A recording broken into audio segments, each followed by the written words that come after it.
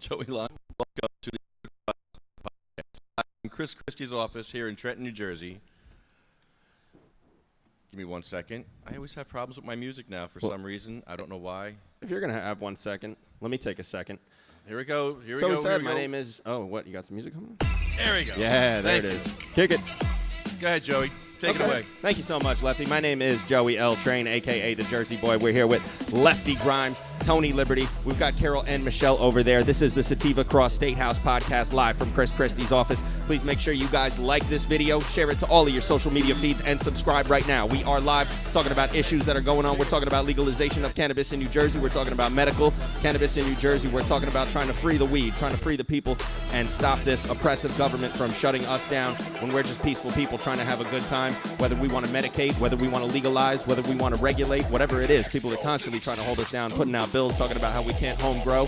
Okay, if I want to grow a plant in my house, I'm going to grow a plant in my house regardless of the bills, but realistically, then I got to worry about getting arrested. Why do I got to worry about getting arrested for a plant? It's kind of ridiculous, especially when it's just a cannabis plant when we've got endocannabinoid systems all over our body going through our brains. It's the science behind it. Preach it.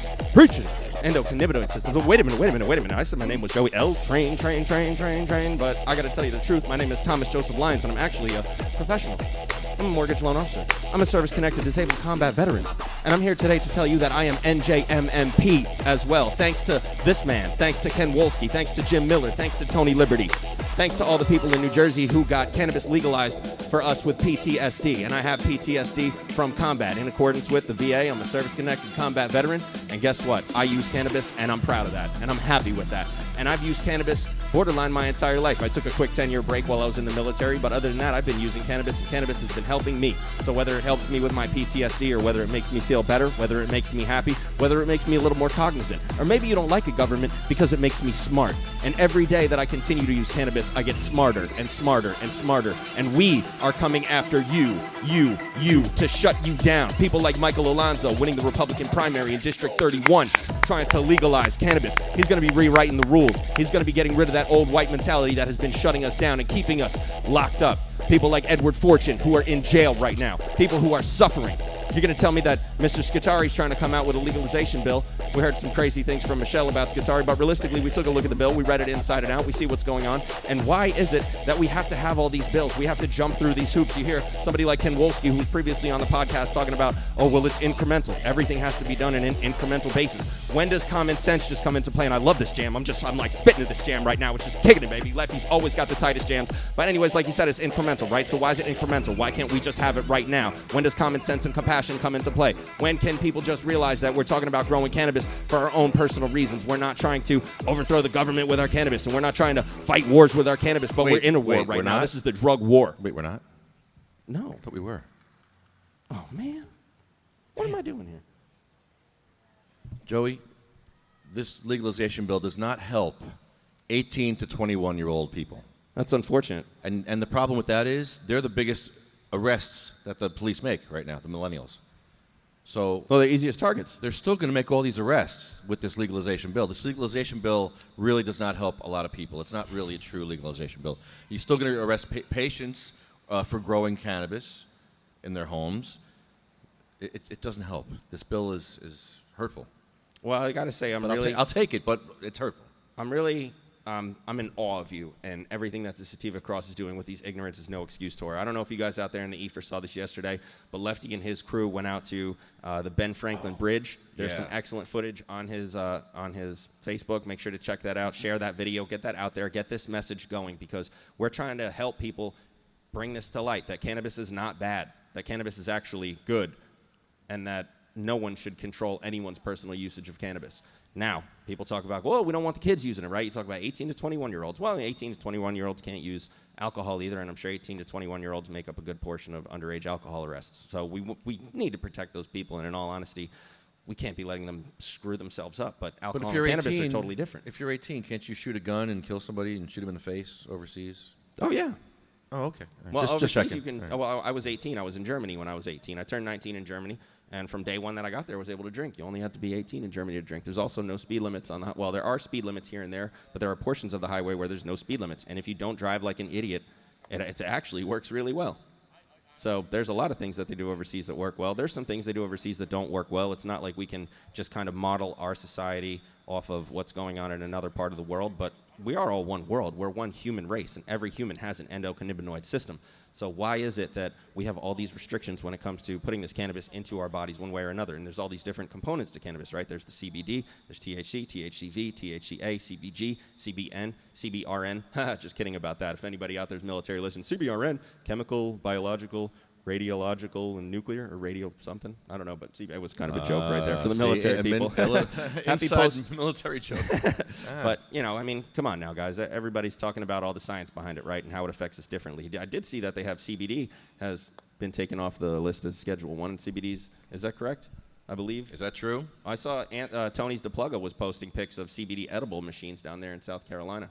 And CBD is great because CBD is great for anxiety. CBD is great for, just kind of staying a little bit more calm. A lot of people use CBD for seizures, right? So you talk about kids that use CBD for seizures. There are different, sorry, my jaw's blowing up right now. There are different conditions that CBD works really well for that just kind of helps people. So why is it that we have to over control and regulate this? But they recognize that, I think. So now you can get CBD. I think there's easier access to CBD. I would like to know, how is there a patent to use cannabidiol as a neuroprotectant, but then the DEA has it as a Schedule 1 substance? How does that work, America? Well, the federal government trumps everything, Tony. And you know that as well. That's why we have the federal government, which is like big government, which is like big religion, which is like big tobacco, or big anything that you want to call it. It's the monopoly on anything. It's like big government. The federal government is like the Walmart of government.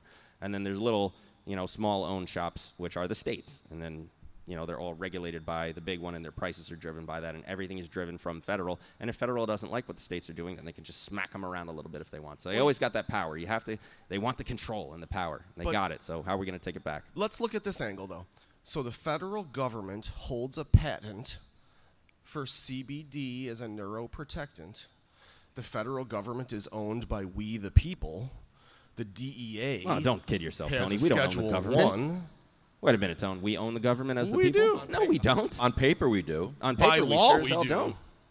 Yeah, that piece of paper says we It do. doesn't mean that the people with the guns respect that piece Tony, of paper. Lefty, let's be honest. They The people respect with the certain guns, pieces. they manipulate the paper. They change the paper whenever they want. They make the paper say this. They make the paper say that. And if they don't like what the paper currently says, they say, oh, well, we're still going to do it like this anyway because that's what they do. They're the government. We don't own them, and they sure as hell do own us. As long as we can keep finding direct contradictions, as in with cannabidiol having a patent as a medical product and then being a Schedule 1 substance with no medical value, that is a direct, absolute yin and yang. You can't have both, and as long as the government has those available for us to prove they have no idea what they're talking about, they are not in business anymore. I'm 100% correct. All right, I'm sorry. You're 100% correct, and I'm 100% with you. Mr. Liberty, that was well said, and I don't even know where to go from that. I mean, we could pretty much just shut it down. Shut the government down. Done. We just proved you guys have no idea what you're doing. Thanks for tuning in. Yeah, thanks for tuning in, everybody. Tony Liberty. You can't really follow that. Oh, but we can follow that because, Lefty, you did want to do a strain review today, right? I do, but I also want to talk more about this bill because the bill does not address how low-income people are going to get involved in the cannabis industry. It's going to be all rich white people. And I'm a rich white guy saying that. It's all rich white people that are going to be controlling the cannabis industry. 5 dispensaries in New Jersey. 5. What is it? You have to have $2 million for the license and then $10 million for the startup costs. Yeah, those are numbers I heard. A couple million. Yeah. It's kind of like opening up a mortgage company. You need surety bonds. You need a certain level of net worth. It's almost impossible for a normal Joe like you or me. So, yeah, I mean, we'll just continue to have it, and we'll have it regulated the way that they want it, and they'll have their tax on it, and we'll have it the way that they want it. So we won't actually have it the way that we need it or the way that we want it. We'll have it the way that they want it because that's what's best for them. You have to buy New Jersey cannabis. You can't go out of state to buy other states' cannabis. It's great. This whole a lot of problems with this bill. That's why I get so angry, Lefty. I mean, I've been listening to all this angry music since I was a kid, Rage Against the Machine and System of a Down and all these political bands that talk about how messed up our government is. And sometimes I felt like I was just buying into it. Like I was like, this sounds cool. Maybe it's not real. But in reality, every day that I grow up and everything that I've seen in my 33 years, which isn't that long, it's not that short, but everything that I've seen has led me to believe that pretty much everything those bands taught me growing up is true. And now sitting here with you, I'm trying to do what I can to fight back. So that's where people like Michael Alonso are going to be fighting back. Edward Fortune has been fighting back for 35 years, and guess what? He's in chains right now. And the bill is not going to be set up to make people successful. You talk about 18 to 21-year-olds getting beaten, getting thrown in jail, getting locked up, costing them money, hurting them in their schooling, hurting them with their opportunities to get jobs. It's absolutely disgusting. And that's what the government likes to do. They just like to have control. You see people in the courts. You see the scowls on their faces. They're not like happy people, but they make enough money, Lefty. They make good amounts of money. They don't make great money, and they'll never be rich. But the people at the top, they're the ones with all the crazy money, right? So these people that are under their little chain and their little pyramid scheme, they make good money, but they don't make that much money. So it's hard for them to leave. It's like a cop that makes $90,000 a year. They may not like what they're doing, but they don't want to leave because it's hard to make $90,000 a year and get great benefits. So they do something that they don't necessarily like, and that's how the government wins. They get you to do things that you don't necessarily like or want to do, and that's how they force their will upon us and push the weak around. That's System of a Down. So We met 3 officers yesterday. Actually 4 at the Ben Franklin Bridge. Tony, which one did you like the best? I don't know her name, but the sergeant female was extremely nice and educated. And The girl. Michelle says the girl. it's not just because she was a girl. She was the intelligent one. I love to see powerful women. Yeah, you can't stop that. Well, Can't fight it. Oh, she could have totally whooped our asses if she Oh needed my to. God! Yeah, I would have ran. Not to get too off topic, but you look at historically with women, everything that they've had to fight for. You know, we don't talk about women as much as we do. Women are held down in the cannabis community as well, especially women veterans that I are was just suffering say out women there. veterans, absolutely. Yeah, women veterans have it really tough, and it's just I want to personally work to try to help them as well, and help everybody. I mean, but there are specific groups and little entities, and when you look at all these niches and all these different minorities, it's like, how do you help all of them at the same time? Well, you deregulate big government, because that's what's holding these people down, that's what's oppressing them. But then they say, oh, well, we need the government to help as well, right? So the government gives you a small amount of money. It's not ever going to be enough money, but then at the same time, it's like, well, then you got to work. But people are like, well, I'm sick. So there's all these little back and forths. But I think what it ultimately comes down to is that the government is not here to help us. They're here to hurt us and make things harder than they need to be. It's absolutely true, because they want to milk every last dollar they can out of every last person, because that's all it is a social security number is a dollar value at this point. You're correct. It's all about money. That's what everything comes back to. And they talk about separation of church and state. You've got church on the money. You've got in God we trust. You've got it in the New Jersey Declaration. It's all about God. It's all about religion. So, I mean, I don't know what they're talking about. That's why I say it doesn't matter what's actually on paper. It's what they want to push at whatever time it is. And they're going to push it. And most of the time they're going to win because they're powerful. They control all the money. They have everything. And there's not a lot of people out there like us who are willing to step up and try to fight back. So, Tony, backtrack. What happened on the bridge yesterday? We get to the lobby, and we ask the officer, where do we smoke our cannabis? And what did she say to us? Should we replay it? You can't. No, I can't remember.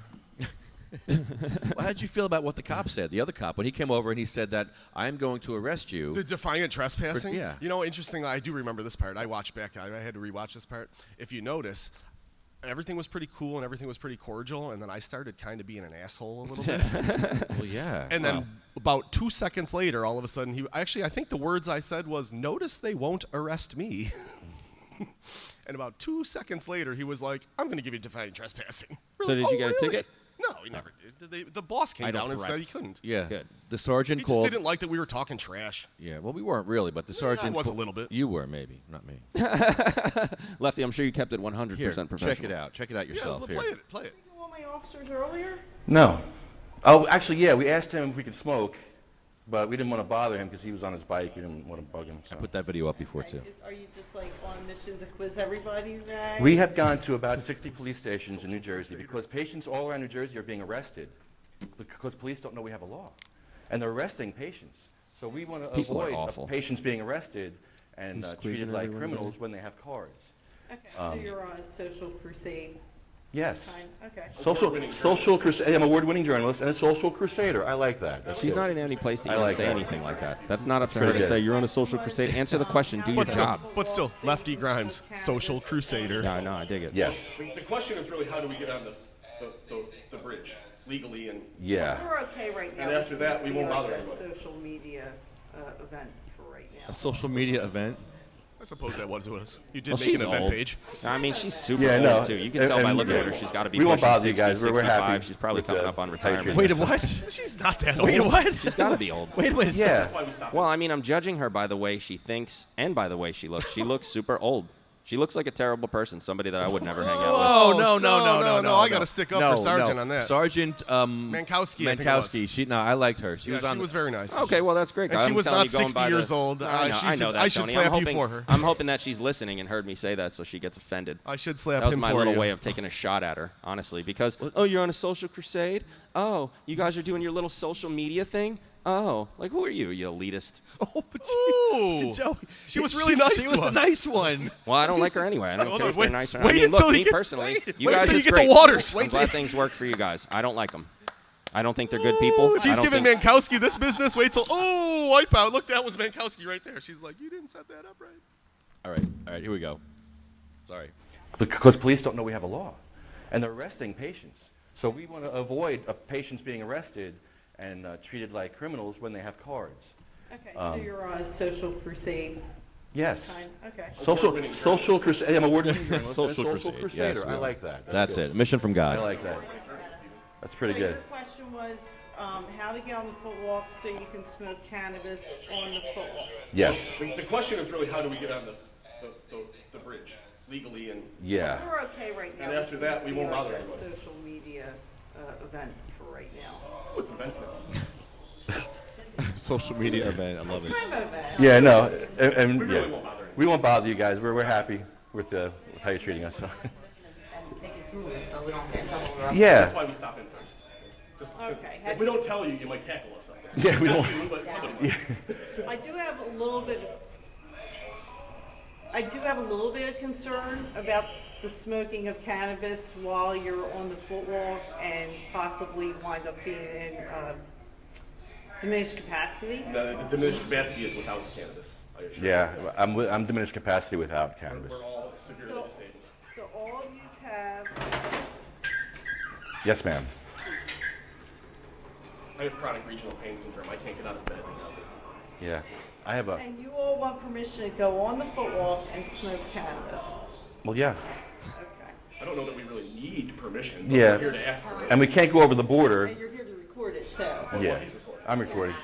But look, that's But me. yeah, She's terrible. yeah, we're actually Facebook Live. she's not. Facebook Live right now. We've got like 60 police stations all Wait, over New it gets Jersey, better. so- She didn't wake up thinking we were coming there today. Yeah, She Sheriff, didn't- she she didn't. didn't- We Do your blindsided job them. and be professional. Stop infringing your personal beliefs and opinions on these people. Stop trying to subliminally make them feel bad. The problem is, She did definitely the Attorney drive General it a has little, got but to we send weren't taking it. guidelines to the police departments, to the prosecutors, to the police academies.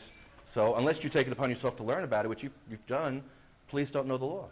It's a shame. I'm aware that there is a law that's been enacted in New Jersey about permitting people. What's that? That wasn't us. There was something going on. Yeah, we have no Some idea. I thought it was the noise. walkie-talkie on the cop. Yeah. And Not us. they probably thought it was us creating some havoc, and we weren't. It was not us. Yeah, Awful. They thought we were the distraction. There was like a riot outside or something. Oh, wow. But wait till you hear Waters. Should riot every once in a while. All right, let's get Waters on here. Speed this up. It's not us. We're not causing trouble. We're not here to cause trouble. All right. We're not done with her yet. She's gonna take off. So, in any hope event, I so. know they've enacted a law regarding that. Yeah. You don't know in New Jersey, anything. allowing people with certain conditions to have medical marijuana privileges versus people that don't have any medical condition. It's great. So, fairness to you guys, I'm going to double check my documentation Sure. on it before I go any further. Why is everybody Okay. so worried? Almost speak out turn. What, are you going to It's go on the not bridge something and that we smoke your can cannabis? allow The to bridge be going to fair. fall apart? Devil's lettuce, brother. No, That's the no. devil's lettuce. That's why we do. Yeah, that's exactly why we're here. All right, so have a seat for me. Okay. Thanks, Sergeant. Appreciate it. I know they put something out. It's probably been 2 years or more An since I saw a kind of update? literature on it. So Yeah. let me double check. Okay. And it hasn't probably come up since I saw No. the literature on it. No, it hasn't. So I'm sure you have encounter officers that aren't intimately familiar with it. Yeah. Oh, yeah. It happens, but you seem to be squared away pretty I'm much. aware there is some So kind that's of- good enough. Hey, that's a start. Step one. Okay. So there we go. Step one. All right. Where's the cop? Here he comes. Here he is. There he is. Okay. Waters. Can the people see this right now, Lefty? No. Oh, No, so they they're can just hear it. They watching can't us. see You, the you can video. watch Okay. it on my Facebook video. Yeah, but then they're going to click off the YouTube. Yeah, watch this. This is better. We're No, gonna why- comment. why Everybody not? out there, please make sure you like, share, and subscribe right now. Yeah. This is important stuff. It's a true story. True stuff here.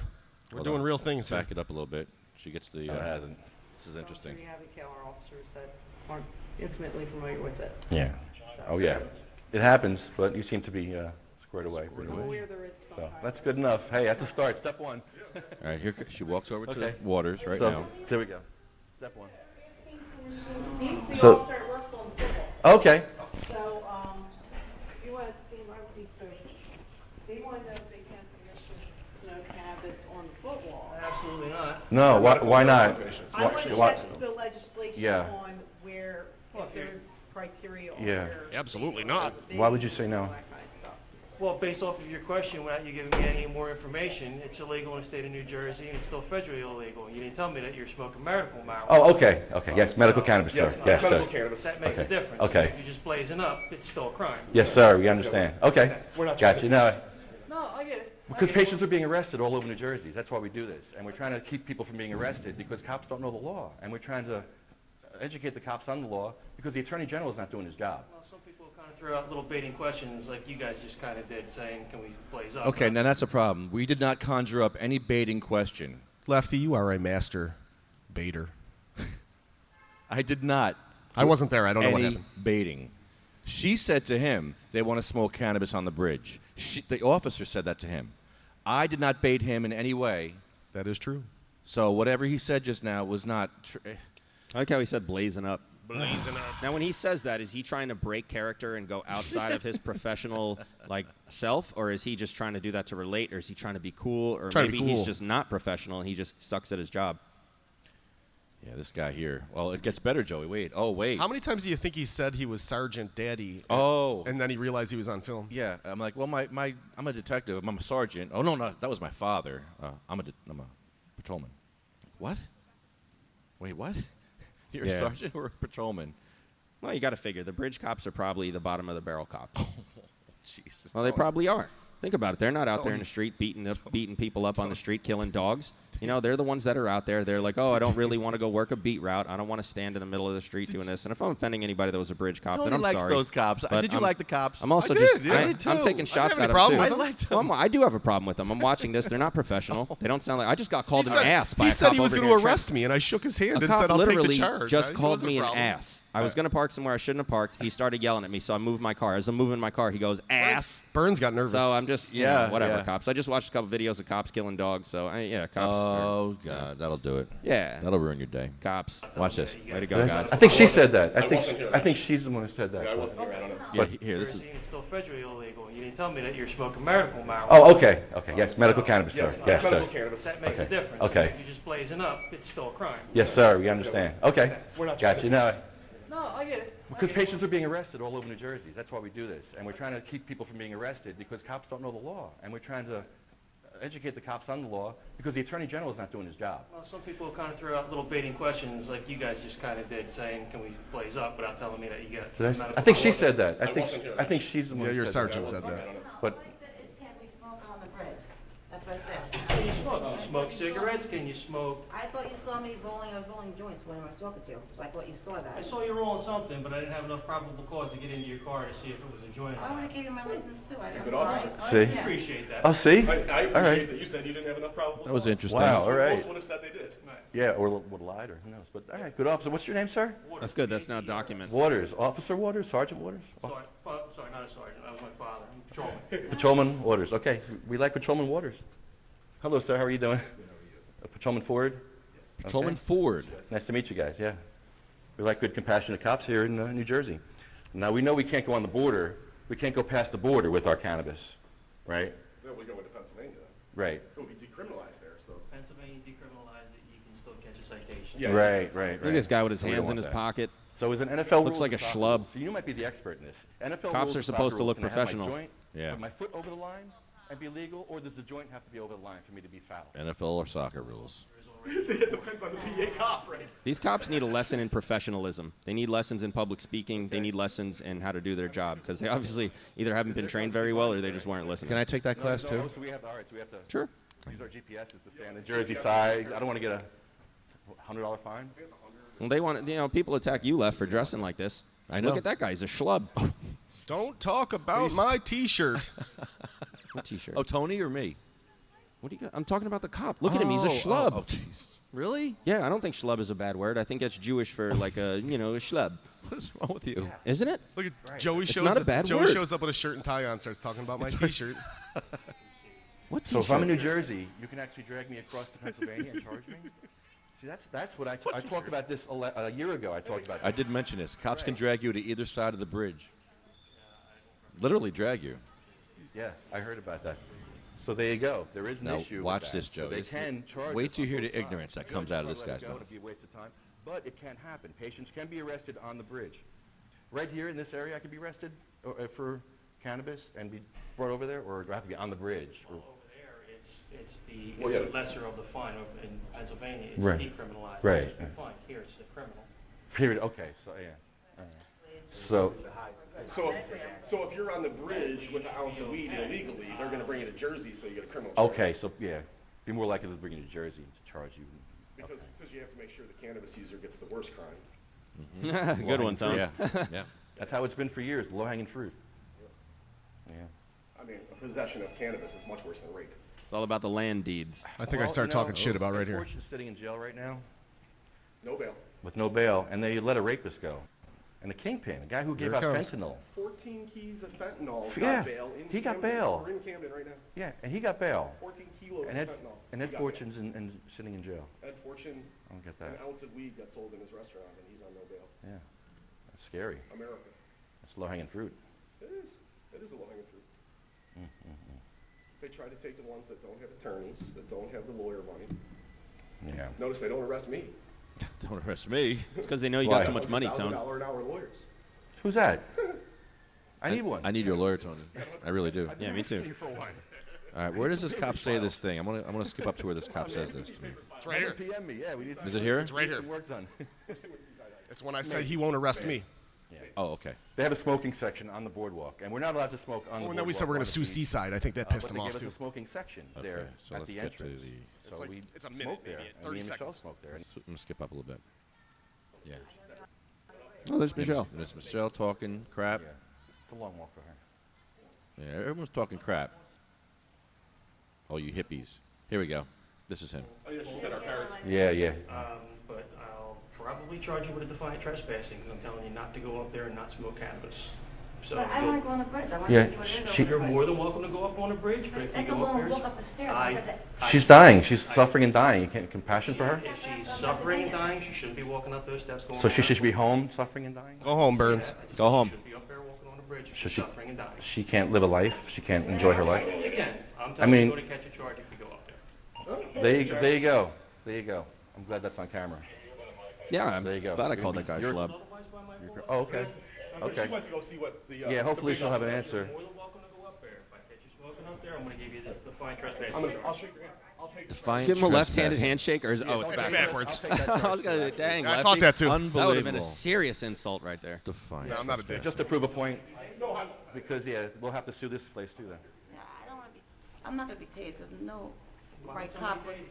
I don't know. That's the whole entire thing. I'm afraid. Now Michelle's worried she's gonna get tased. She should be worried about that, because they will tase I you. wouldn't do it. They will kill your dogs. Hell, they'll kill you. How do you feel about what he just said? That he's going to arrest you. That, How's that make you feel? you know, arrest me You're- if I go there. Or defiant trespassing. Yeah. I'm telling you not to go up there and smoke. So how do you feel about that? Imagine if you would have tried to arrest me on that bridge. Right to me. I mean, I'm an would've American been citizen. great. I Yeah. should be able How do you to feel? Public access. No, it would have been terrible, Tony. It would have been a tragedy. Forever. So you have law. I like that guy's belt. This was nice about being outside. I don't want to be. I'm not going to be tased. There's no right cop. She's worried. Now You know, now that's the Michelle, whole who's an entire MS thing. patient, has to Tased, worry. everybody says you're gonna tase and trample. I wouldn't do anything to make me tase, but it's I would smoke a joint. How do you feel about what he just said? Well, That he's I'm going to arrest thinking you. that How's that make you feel? you can arrest me You're- if I go there. Or defiant trespassing. Yeah. I'm telling you not to go up there and smoke. So how do you feel about I that? can't go up there, and that's not right to me. I mean, I'm an American citizen. Yeah. I should be able How do you to feel? You're an American citizen. No, apparently not, Michelle. So you have laws, but you have a. You think Ben Franklin would not want Michelle to go on her bridge Yeah, and smoke a little weed? Yeah, Michelle, apparently not. You're not as much of an American citizen as someone smoking tobacco. Yeah, exactly. Tobacco, fine. Yeah. You're not family friendly anymore. This is just disgusting. This whole thing is absolutely obtuse. Yeah. This is the ignorance we're fighting on a daily. Let's take a quick break, Lefty, and do the strain review, because I honestly have Let's to get do ready it. to get out of here. Okay. I'm down for that. So, I'm going to go ahead and put my hat on here. I've got my Run New Jersey hat, because Run New Jersey is a great organization. You can find them on Facebook and check them out. People like Marley Sheen, big homie Ric Flair, the Can of King Wayne. These people are subject matter experts when it comes to cannabis and how to best utilize the medicinal cannabis that you get from the dispensaries. What I have here today is Blue Dream. I've turned it into a supercritical CO2 extract, put it into my little vape cartridge, and now I can vape discreetly. I don't have to light up a joint or a rolled marijuana cigarette in public. I can just kind of do this. It's discreet. I like it. I get my intake of THC and CBD, and they test it for you like everything. They could give it a little nice package. So I'm going to try this Blue Dream out, see how it tastes really quick. Left, have you had Blue Dream? Yes, I have actually.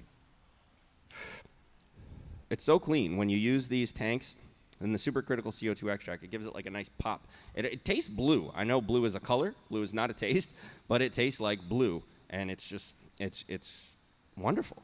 And it's so clean. It goes in, it goes out. It's just smooth, and it leaves a nice aftertaste. And it's also golden. When you look at it, like, you can really see that it's just a beautiful amber color. This is 500 milligrams was what it tested out at. Fire Tanks is what it says on it. So I think there's actually a brand, Fire Tanks, and they might get the same equipment, same stickers that they get. But realistically, it's just an outstanding way to take your cannabis and best utilize it. Because the dispensaries don't have an option like this. So there's 5 dispensaries in New Jersey. Not a single one of them can you go to and buy vape cartridges that are pre-filled. Tell me why that is. You can buy supercritical CO2 extract 300 milligrams from one dispensary. You can buy it from the Belmar dispensary, and it's only 300 milligrams, and it costs way more than something like this would in California. Something like this in California that's 500 milligrams might cost you in between $20 to $40 or so. At the dispensary, I'm paying $60 for 200 milligrams less, and I don't even get a cool little topper like this. I can just drop it right into my battery. Nobody even knows that I'm consuming cannabis at any given time. It's absolutely amazing. So this is just, I got to thank the Run New Jersey crew for showing me these kind of things, for telling me about these kind of things. Yeah, take a look at that, Tone. I'm not condoning, usage of it, but if you do something that I'm not looking, I don't know. I just want to smell it, that's all. Yeah, well, that's what I would hope. But realistically, we don't have the products that we need in the dispensaries here in New Jersey. I've talked to a lot of Crohn's patients, people who are looking for suppositories. I believe in another state they just did it for menstruation, for menstrual cramps. It smells very blue. Basically, yeah, right? Any woman can get cannabis now for menstrual cramps in a certain state. So I don't know why we don't have that in Jersey. Why we don't have the suppositories? Why we don't have the feminine products? Why we don't have? Wait, was menstrual cramps added in that committee? Was it added to the conditions that were added in that committee or not? I don't know if that's what I'm saying. It was for another state. I honestly don't know. Jersey. Oh boy, Jersey. There's a ton of products out there though that we don't have that we realistically need. Like, you have beg something for our on here, stuff. We gotta keep dirty begging. bong water. Dirty bong water, right? This is a little sticker you have on here. Dirty bong water. Why not? Right? It's water infused with cannabis. Are they so worried about us just kind of going out of our minds and, like you said, the devil's lettuce, like everybody's going to get high and just go crazy? I don't think that happens anymore. I personally, I got high one time when I was in high school. I got really high. It was like one of the first times I used cannabis, and went in my basement and laughed it up. And since then, I haven't been chasing any highs. I don't get high. I just enjoy the usage of it. So it's ridiculous. What they're afraid of is us. They tell everyone that the cannabis is going to make us crazy and violent, but what they know is it's going to make us intelligent and determined. Yep. Yeah, I don't like to toot my own horn, but I got my master's degree last year with Drexel University, and I've been using cannabis for 4 years since I got out of the military, or 5 years now since I've been out of the military. The whole while out, the whole time I was Lazy doing stoner. my program, using cannabis, but also whacked out of my mind from drugs that the VA was giving me. Michael Whiter is a cannabis enthusiast and activist. I was looking at his Johns yesterday online, and he did a lot for veterans. He kind of illuminated things. He got like 8 million views on one of his videos that he did talking about how the VA just shoves pills down veterans' throats. And they did that to me personally. I have a sheet that I can pull out. I don't have it on me, but of all the pills that the VA has just thrown my way, pills that have given me seizures, pills that have made me physically ill, pills with side effects of suicidal ideations. Those are the kind of pills that the VA would give me. Thanks, So, Cymbalta. yeah, exactly. Thanks, guys. Thanks for just shoving pills down our throats that make us want to kill ourselves when in reality, you won't give us the cannabis that we need, which actually keeps us chill and calm. Cannabis is the best thing that I've found to help me with my PTSD.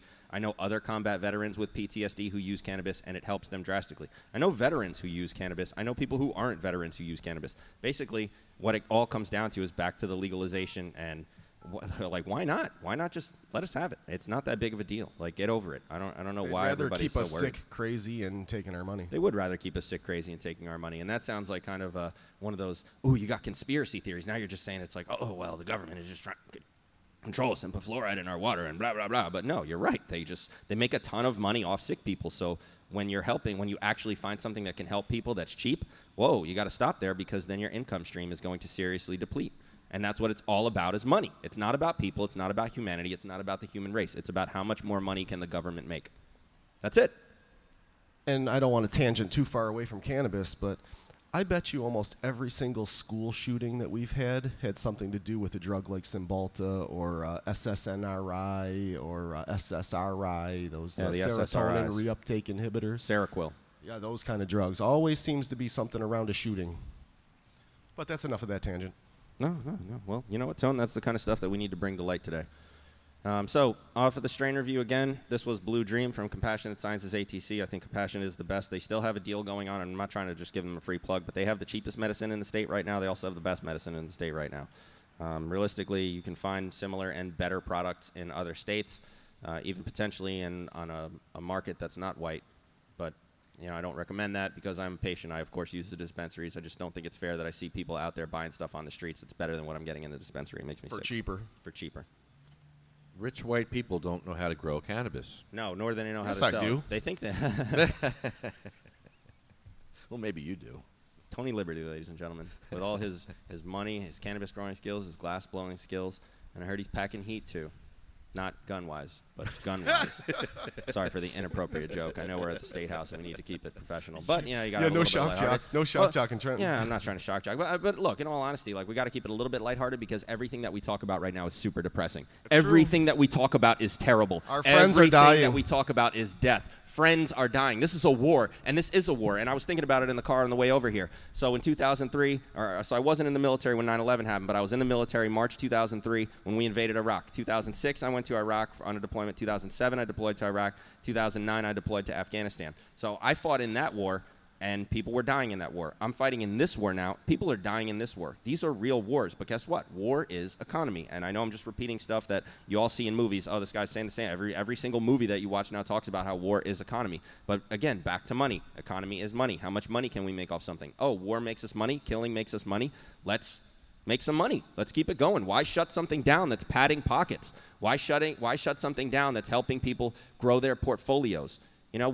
These people want to keep making money, and they'll do it at any cost. So when you have the control and you have the money and you want more money, you just keep doing it. Why actually help people? Why help humanity? Why help the human race? There's so many of us. They probably just want to exterminate a ton of us anyway. It's like that Hitler mentality, but without saying it. They just want extermination. They want to get rid of minorities here. They want to get rid of minorities there. They want to get rid of majorities here who don't agree with them. They want to get rid of people like us. And they just constantly try to do things to oppress and push us down and create laws and manipulate laws. And it's a bastardization of what we're supposed to have of our basic human rights. I caught a word that you said here, and I think maybe we should get real serious for a second. You said the word extermination and drug war, I think I heard. Wait, did you? Yeah. We did talk about that, Tom. Sorry. Have you heard about the carfentanil that they're lacing heroin with in Camden and Detroit and Newark? And so the heroin users buy some street heroin, and a heroin addict is not going to overdose on heroin. I'm sorry, I don't know if anybody knows that or not, but regular heroin users do not overdose on heroin. That doesn't happen. So what they do is they cut it with carfentanil. Now, this is an opiate like fentanyl, but it's for elephants, I believe. And a grain of salt would kill all of us. Oh. So they cut some into heroin, and then they exterminate heroin users in the streets. Well, they must have found that they can't make money off of heroin users. 30 overdoses in 1 hour in Camden a few weeks ago. 30 overdoses. Imagine what that did to the police and the fire and the ambulance drivers and the doctors and the hospitals. Kept them busy. When 30 overdoses came in, and some of them died, some of them didn't. I don't know the exact stats there, but oh yeah, no, definitely, this is Tone. war. Well, no, this is war. This is opiate wars. Listen, Tone, you made a great point. I'm sorry, real quick here, Lefty. Well, think about it. Yeah, you kept the cops busy. You kept the EMTs busy. You kept the hospitals busy. These are all things that make money for the government. And They're what do great you for think their happened bullets. right then? I think it was great for them. They got statistics and they got numbers, and They then they can write moved the papers. drugs. Who moved They them? moved them. They overdose 30 people. The police, everybody goes crazy. They're all busy. Yeah. No, the illegal shit moves around because everybody else is busy. Yeah. They're doing it on purpose. Yeah. Yeah, you're right. You're right. So That's unfortunate. it is unfortunate. It's just sad. That's why I say we got to have little jokes here and there because It's war. It's just this. All of this is sad. Like, it's hard for me to watch the videos from yesterday. Like, I watch the bridge videos. I watch all your videos, Lefty. I love them. I love what you guys are doing. But they're awful, like, to watch. Not that anything is wrong with what you're doing, but just the content is like, it hits my heart. It makes me feel weird. You know what I mean? It's almost like sometimes I would watch The Office with Dwight Schrute and Jim Halpert and Michael Scott, and there were some episodes where I was like, ew, it kind of like made my heart feel weird.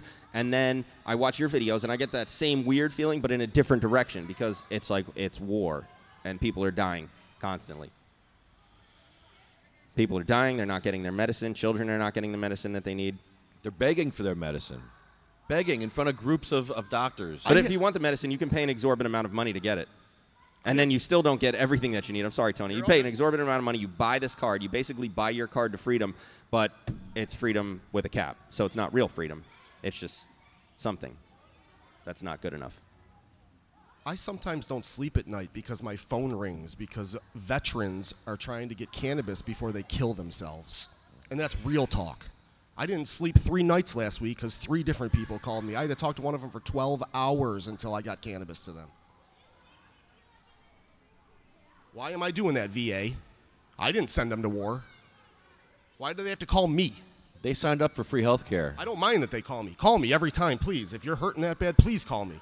Where is Why can't they call the VA? Where's their compassion? There is no compassion, Lefty. It's a made-up idea that is not embodied by the government. Looks good on paper. The government doesn't care about humanity. The government doesn't care about people. The government just wants to oppress and hold us down and restrict our rights. And when we're doing things that are not geared toward hurting other people, like, why do you have to get in the way? Why does the government always have to get in the way? Is it like a popularity thing? Roadblocks. Are they just worried that, oh, well, wait, if we don't have anything to do with this, then we're not the cool kids anymore? Are we not needed? Is that the problem, Tony? You talk about they're worried about us because I think we're realizing that we don't need the government in a lot of aspects. Like, we need the government to help us, but the government doesn't help us. So if the government's not going to help us, then we don't need you. All I need is sunshine, seeds, and water, and the government keeps polluting my water. Yes. Oh. Missouri River? I got to go, Left. Sorry. I told you guys I can only be here for a little bit. So I hope you guys are cool with that. I want to say thank you so much for having me on. Joey, you are the best. Thanks, man. Yeah. Thanks for having us over yesterday, too. Yeah, That was absolutely. cool, man. Tone, Had fun. it's great seeing you. Love you, brother. And if I can plug myself real quick, like I said earlier, Thomas Ew. Joseph Lyons, mortgage loan officer. If anybody out there needs help with home financing, that's my day-to-day grind, whether you're looking to buy a home or potentially refinance. I also have a pretty cool YouTube channel. I'm always shouting out Sativa Cross. It's Jersey Boy, Jerzboy. I just recently dropped a strain review where I did a double strain review of Albert Super Silver Sour Diesel and Gorilla Glue 4. Talk about some different Run New Jersey stuff that you can find, extracts, everything that's what's going on in the NJMMP, everything that's going on in the cannabis community here in New Jersey. I'm all about it. Lefty's all about it. Sativa Cross. Make sure right now you look at your screen, hit the like, give it the thumbs up, share this to all of your social media feeds, and subscribe to Sativa Cross right now because this is the organization that is making change in New Jersey when it comes to cannabis legalization and the ceasing of the beating that we're taking from the government. It's all starting right here with Sativa Cross, trying to get the government to stop beating us down as people. Can I And say thank something, you, Lefty. Joe? Thank you for everything. You're a little overdressed for a Sativa Cross. Let me just tell you that right now. No, I'm not, because you know what? People talk about I did this for a reason, right? I put this on today because people comment. They're like, oh, well, you dress like that. Nobody takes you seriously. Oh, you do this. Nobody's going to take you seriously. So guess what? I wore a stupid shirt, and I wore a stupid tie, and a dumb jacket, and I look like an idiot sitting here at the Sativa Cross podcast. But maybe you'll take me seriously because I'm wearing this, because that's obviously what you people care about. You don't care about the message. You don't care about what's actually going on. You want to look at somebody and say, oh, you look a certain way, so you're going to discredit them. To anybody out there that thinks like that and has that old white mentality where you can judge somebody by the way they look, that's for you. Oh. I'm out. Thank you, Joey. Have a nice day, everybody. Joey Lyons. You have my present? Yes. Tony, you got to take over the show for a minute, man. I gotta do a few things. Tony Liberty, ladies and gentlemen, and especially to Tony. the ladies. Yeah. This man right here, he's out there. You got 100 He's hearts gorgeous. at once. He's on TV right now. You guys are watching Tony Liberty. Look at All right, this. he's not watching you. Yeah, you're okay, he's got watching him. So, ladies, like, you got to jump on this before there's, like, just girls hanging out all over here. I see a few girls. You can't see them right now. There's a few girls that have Tony signs. I mean, Get on the you got to get bandwagon out now, here before, ladies. before he's Now. too big for you. Because right. he's already too big for some. Tony, get over here. You're the host. Yeah, you're the host of the show. Tone, get on, man. No, man, I got to You roll. should I got to host go the to work. show. All right, well, I gotta make a phone call then to some. All right, because I'm gonna make a phone call here to Summit Police because we're gonna try to get Anthony's cannabis back from the police. Is that what we're doing? So yeah, we're gonna try to get it. So we're gonna call them as soon as I get back. We're gonna call them. Tony, I am not There a you go. crook. What happened? Show's yours. Oh, I'm taking over? Yeah. Hello. I don't know. I'm ready to go. I'm lonely. I wasn't listening. Ready to go. Talk about what happened yesterday. I mean, you got Michelle here. I thought you were calling somebody. Yeah, ladies, get up here. Michelle, Somebody sit down down. Oh, and we have talk no about chairs. what happened That's yesterday. why. Michelle, you sit. Please. You got 2 seats here.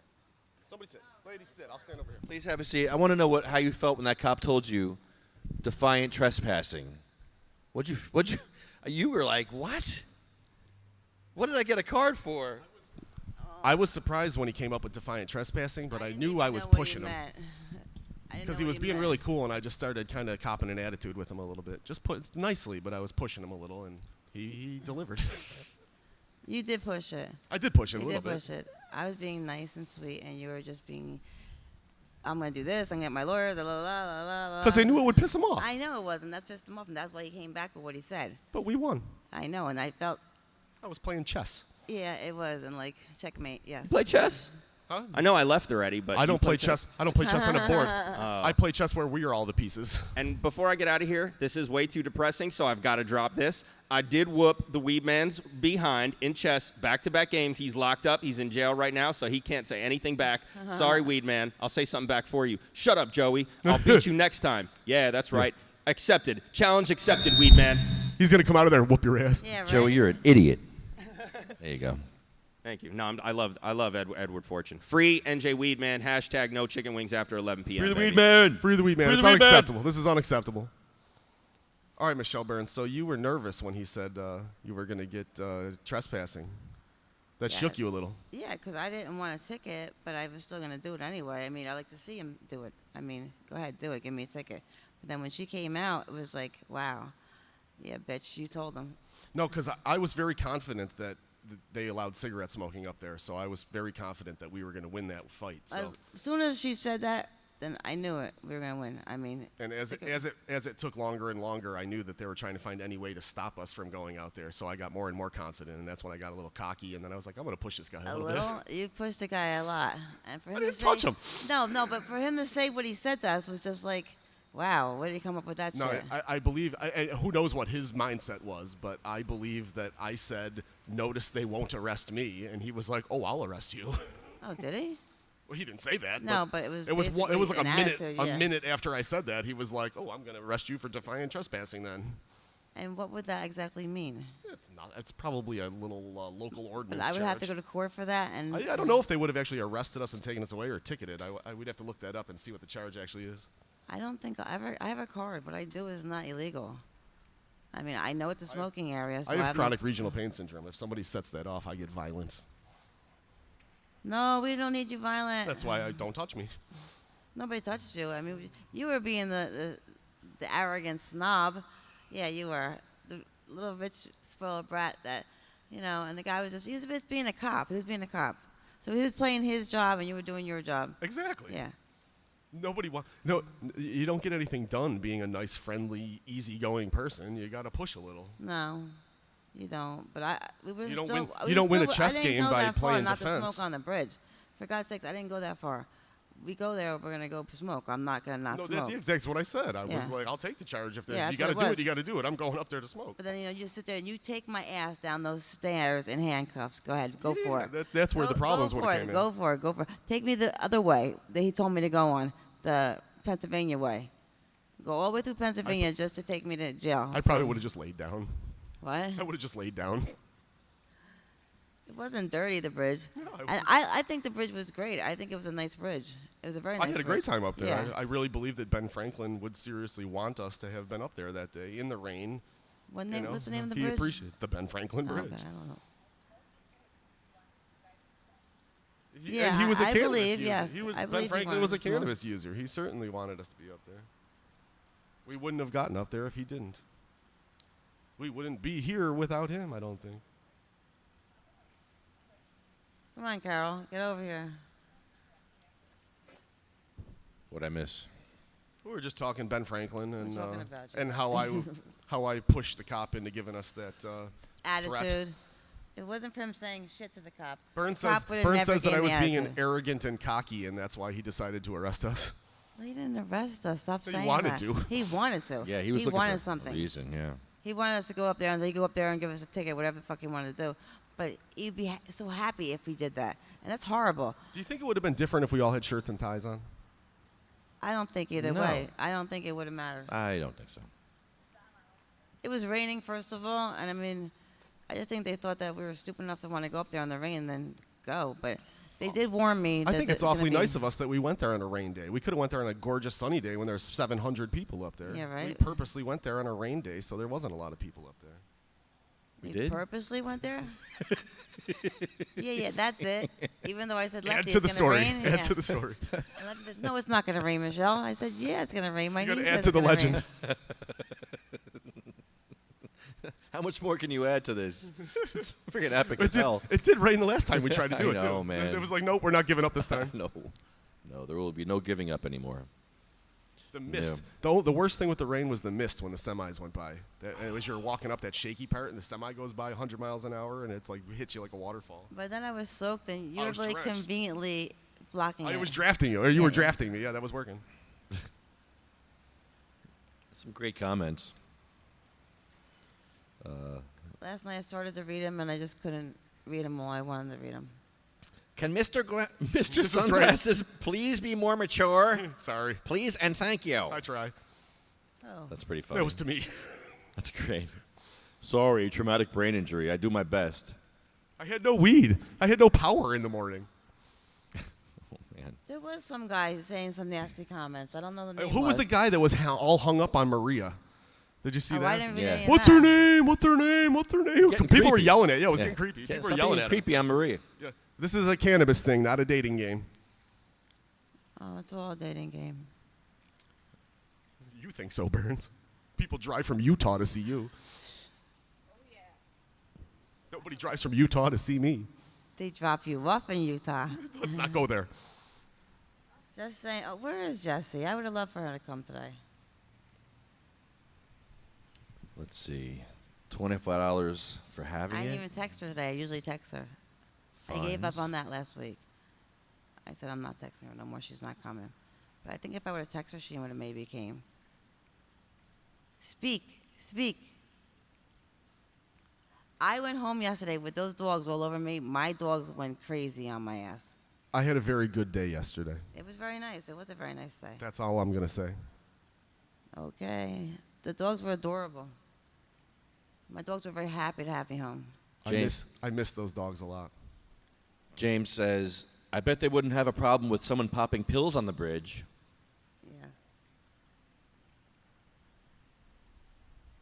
Yeah. This, There was in the beginning a really negative attitude from somebody. I don't. Oh, somebody said these are the people. These people are why we don't have legalization yet. And I commented back, didn't see you testifying at the Department of Health hearing. Yeah, right? yeah, how are we hurting legalization by educating the police? We just stopped a patient from probably being arrested or tased or who knows what we stopped or what we helped.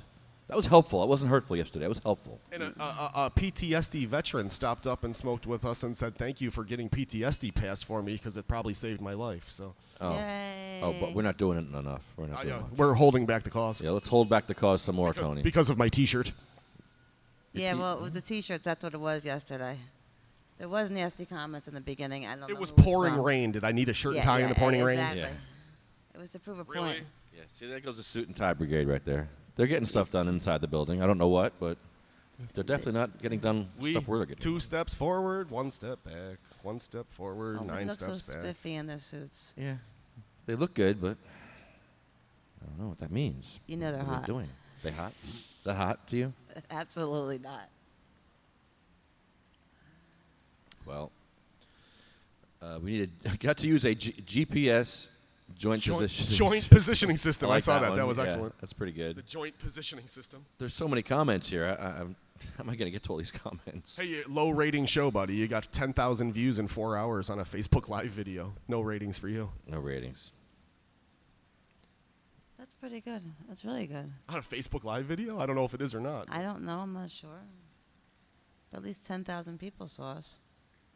That kind of scares me with the stupid shit I was talking about. I never know what I say. I never watch the videos afterwards. Yeah, I have to go back and watch because I know I'm an I idiot. never do because I have to be able to protect myself and know what I said.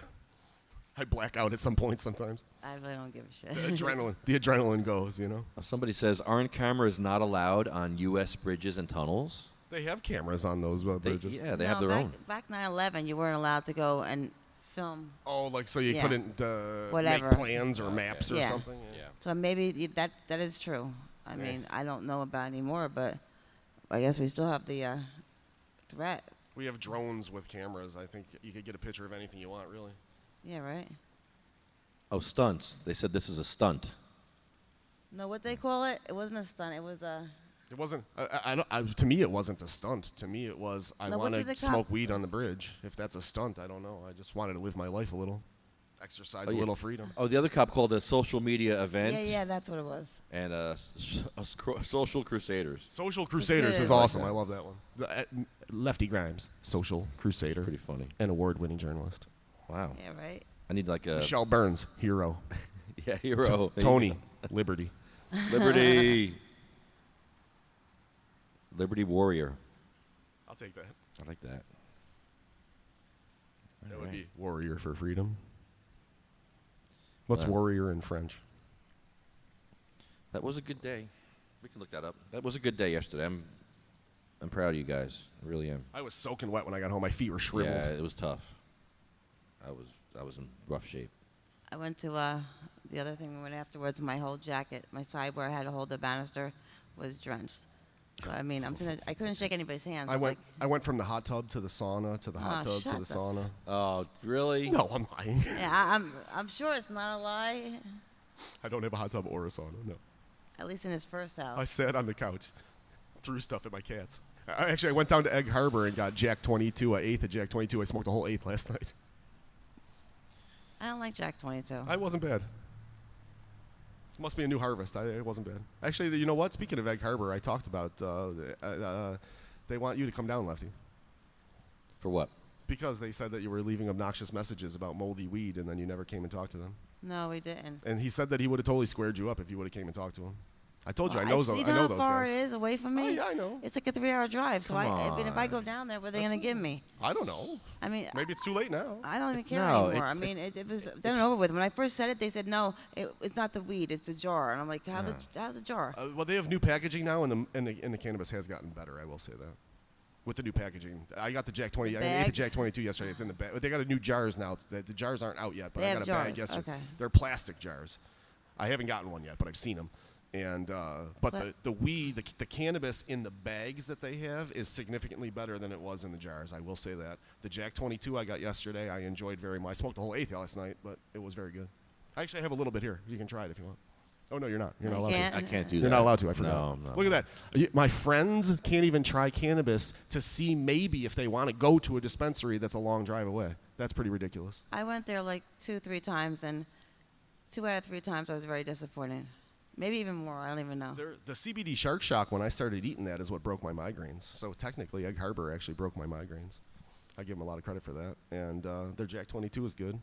The Larry OG I like once in a while, but it comes and goes. That's about all I've ever tried.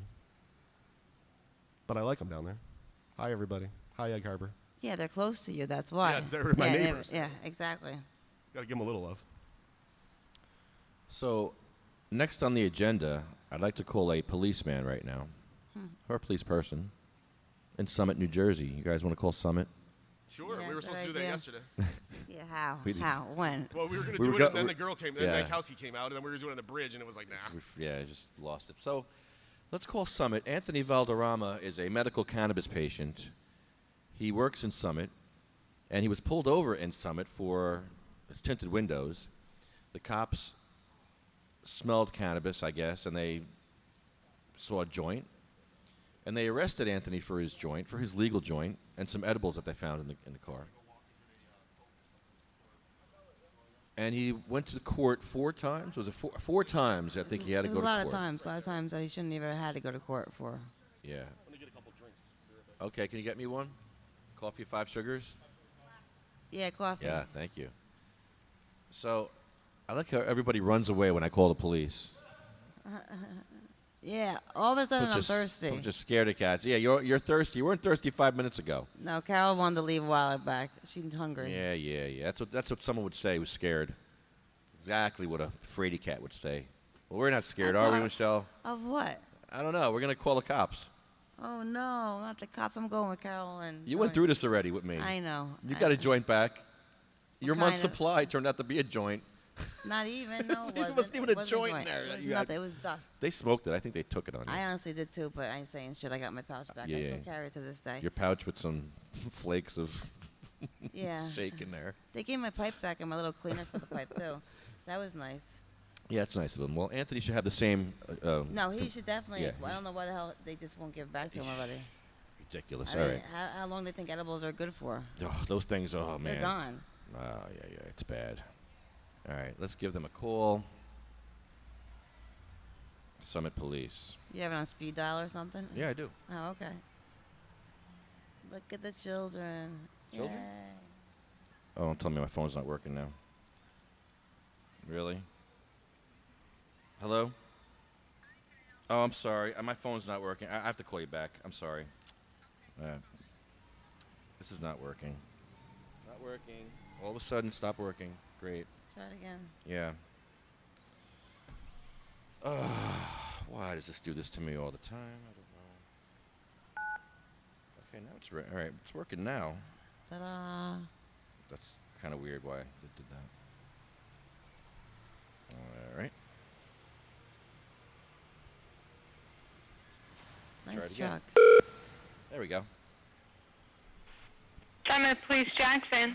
Yes, hi. Good afternoon. You're on the air. This is LeftyGrimes. I'm calling for Anthony Valderrama. He had some cannabis confiscated.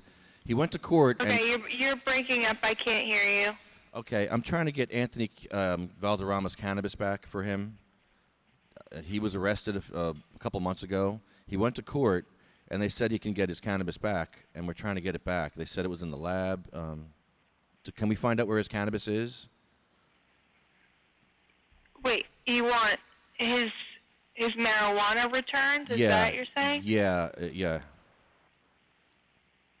He's a patient in New Jersey, and he was found. Oh, okay. Yeah. So it's okay. Where are you right now? We are actually podcasting in front of Christie's office in Trenton, but we can come to Summit right away if you have it. We'll come right up there.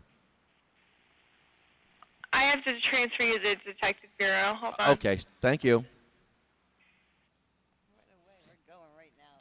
What'd you say? We're going right now. Drop everything. We'll pack up and head right on up. You have reached the non-emergency number for the Summit Police Department. Oh, Please she's listen ready. carefully as our menu options may have changed.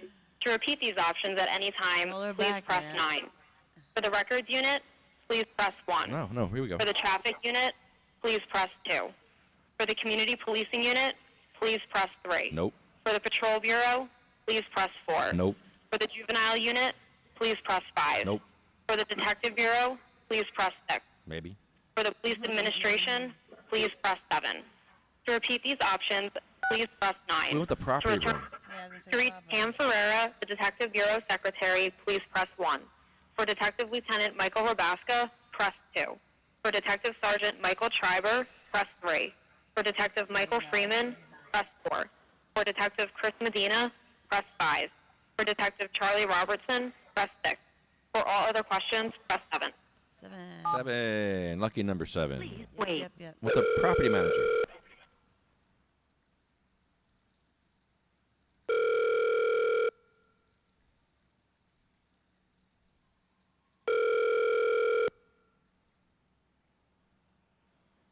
Okay. It's the carousel of comms.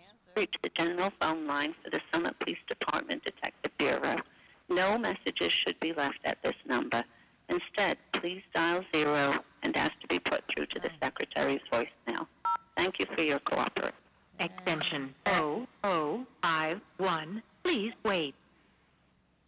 Okay. This is your tax money at work here. This is what we go for. Summit Police, Jackson. Oh, yes. Hi. We're trying to get through to the property manager. This is LeftyGrimes again. You're on the air. I'm trying to get through to the property manager. What is her name or his name? The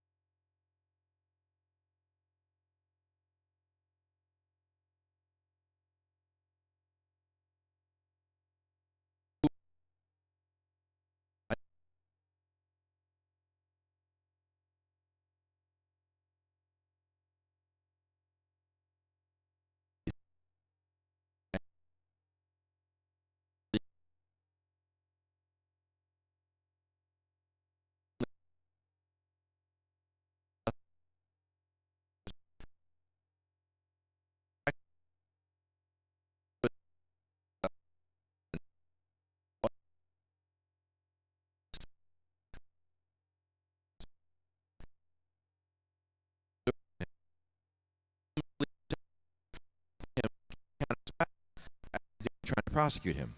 So now that he has been vindicated, the Summit Police need to give him back his cannabis. He has a joint and some edibles, and he would like to get those back. So who do I speak to about that? My phone number is 908-616-0682, 908-616-0682. We do a live podcast here in Trenton outside Christie's office, and we try to get social justice for people that have been suffering injustices, especially cannabis patients who are suffering already physically. They don't need to suffer anymore from the government, from other people who just don't have compassion. We need Summit Police to show compassion. That's what we really need. Don't we need that, Michelle? Yeah, we do. It's about time. It's been how long now? Over 3 months. Yeah. And back and forth to court, and canceled court. Yeah. So, I mean, that's time out of his family and time out of his job. Yeah, he lost work. What do you think? He's a millionaire? He's a cannabis patient. Yeah. And he has to buy expensive cannabis. Yeah, $530 an ounce.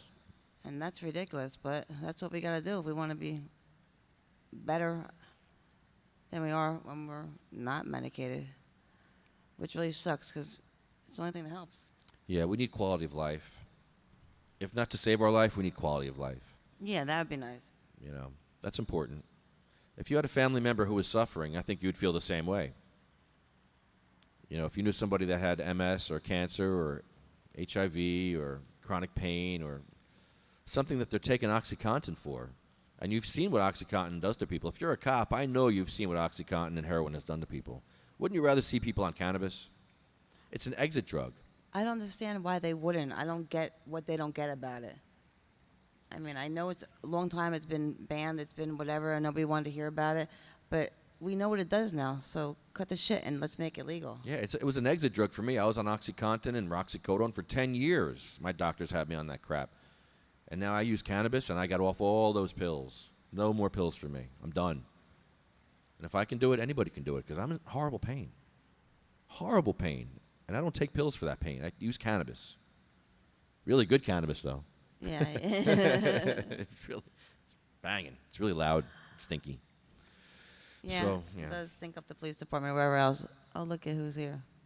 Yeah, so we did come to the police department, and we did smoke there. And I guess we're going to have to come back. And we have better things to do than have to come and come to your police station and film you guys. We really don't want to have to keep doing this. There's a few places I really would like to go, and even Carol said it. There's places that we really like to go, and we really should go. Where? Well, Nick Scutari, he's from Linden. You want to go to Linden? Yeah, why not? I'm from Linden. All right, let's go Linden. Where else?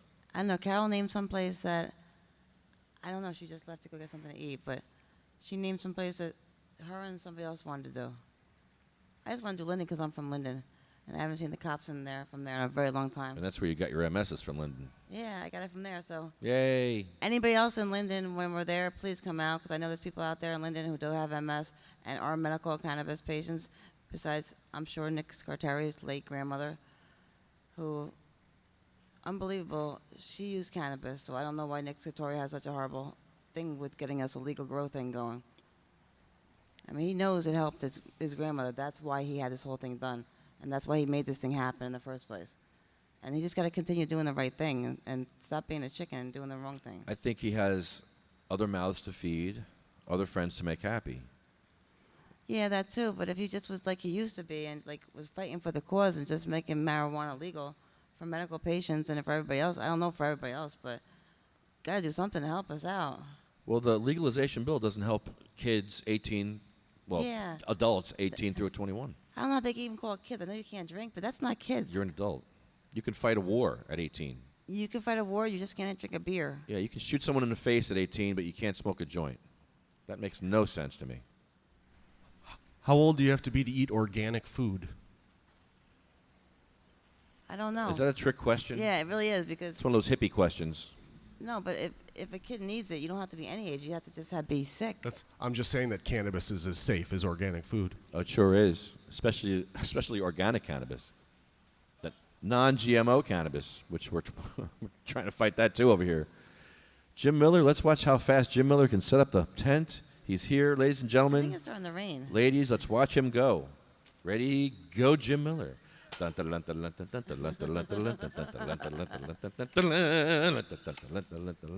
him go. He's like a machine. Yeah, right there he's good. He really is. He's just a machine. Sometimes the machine doesn't turn on in time. It's a little late in turning on, but it does turn on. It's a little slow getting started sometimes. Once it's going, it's going. It's like a oiled machine, a well-oiled machine. Rain. I can feel the heading rain in downhill. the air. Well, yeah. He's just in time. This is what you call service. Jim Miller. That is... Wow. Wow, man. That was cool. Holy shit. Wow. Wow, dude. If it starts to rain as soon as you do this, I would be like, God. He's like, I got it. Don't even touch it. I know what I'm doing.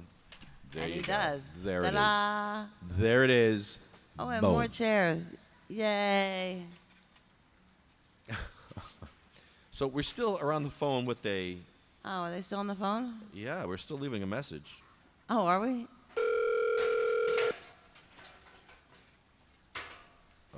I don't know what happened there, but... I'm not All going right. to talk to you anyway, so I know. you have to go there. The Carousel of Cops, we have to go to Summit, New Jersey. It's kind of ridiculous that we have to go back up there. You didn't get through anywhere? No. It was the same stuff that we did last time. Way, I accomplished something. Nope. Yeah, right? Same old BS. Unbelievable. And Anthony has to go back to court, too. The other Anthony.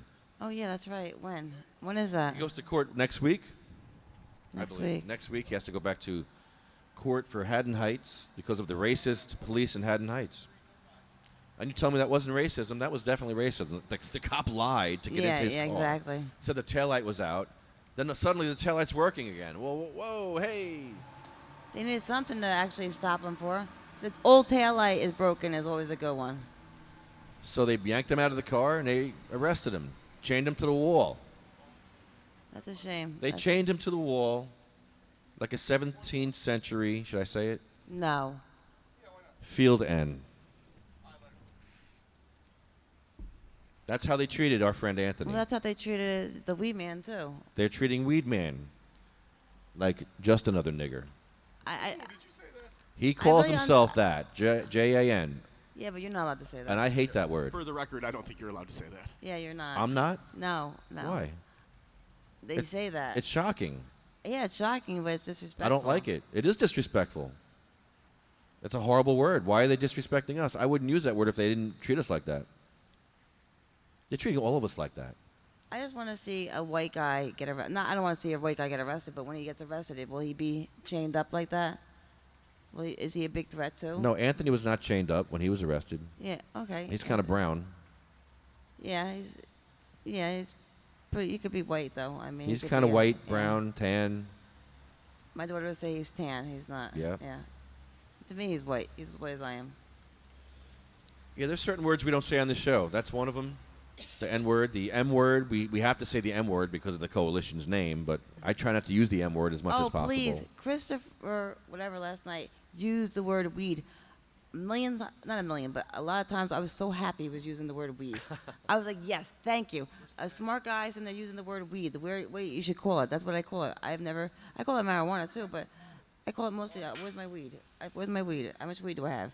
I don't say marijuana. I'll say cannabis. And maybe I should, but it's something I do every single day, so it's kind of hard to change it. Jim, I'm going to give you my seat. No, I'm going to give him my seat. All right. I'm going to be getting up too. Okay.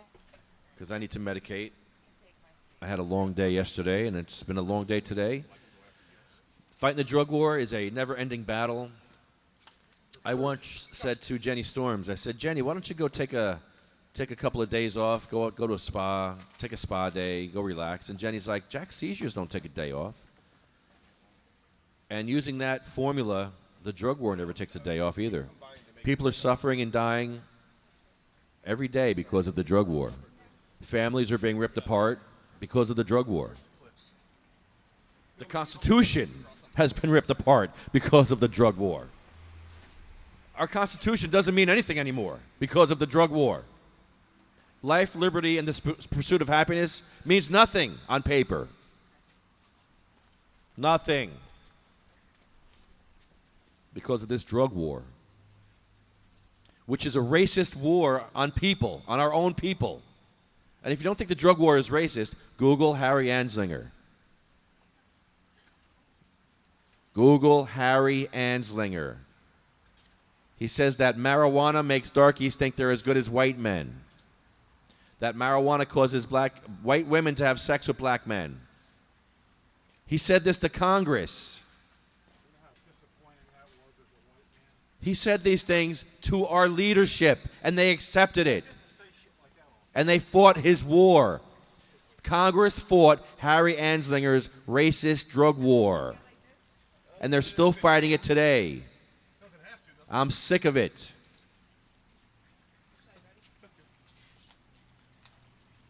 I'm sick of seeing people beat up, shot, dogs being shot. All for a drug war? You're killing dogs? Killing kids? You flashbang grenaded a baby. Yeah, flashbang grenaded a baby over some cannabis. They got no cannabis. They got nothing. Nothing! Don't yell. Get a microphone. Say it with passion.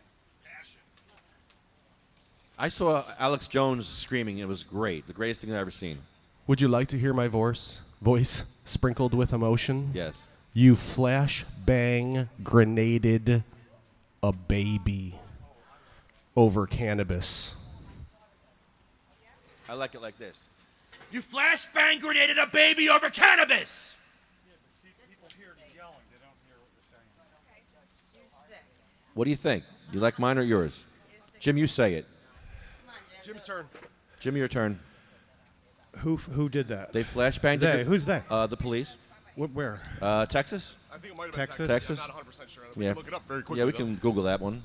Google that for me, please. Camera on, camera off. Only voice? We're on. No, I know. I mean, in other words, your whole presentation, does it take your mannerisms into account or just your voice? Yes, yes. I can see you. Yes. Go for it. I already am. He's in it. This is the intro, you think.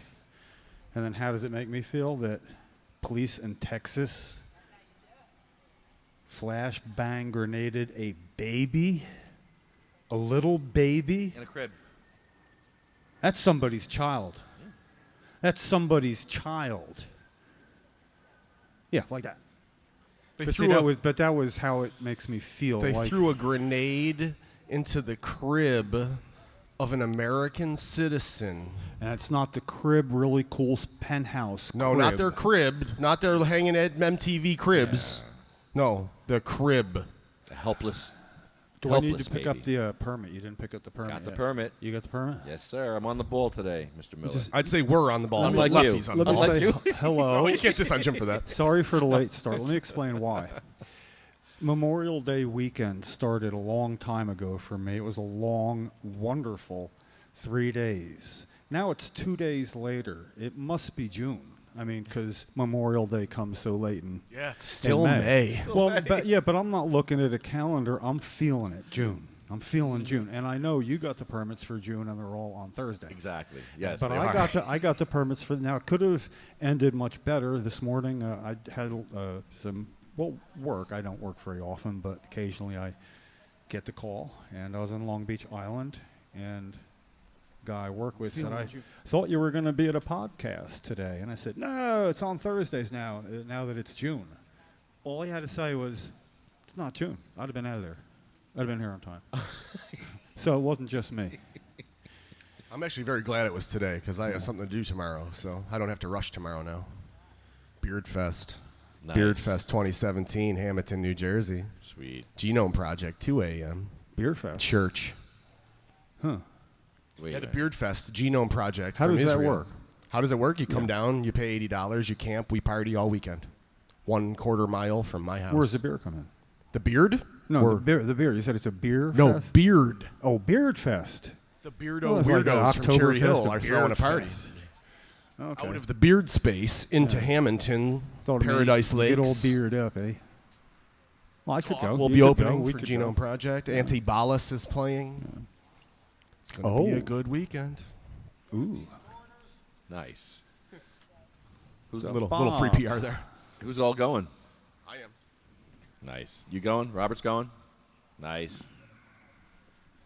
Yeah. Sounds good. So what did I miss in my hurried absence? Jim. Other than a quick trip from south of Long Beach Island. Did you see what happened yesterday?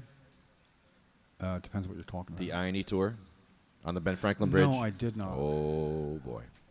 Oh, boy. Tony, you can just fill him in. Cause I don't know that I can. I don't remember so well, you know? I don't know where to start. It's traumatic brain injury. There was so much yesterday. Can't do a flashbang version of that? Flashbang version, we walked into DRPA. The cops were nice. I was an asshole. Then they were assholes. You weren't. And then we went and smoked on the bridge. No, you weren't. Which side of the bridge is Delaware River Port Authority on?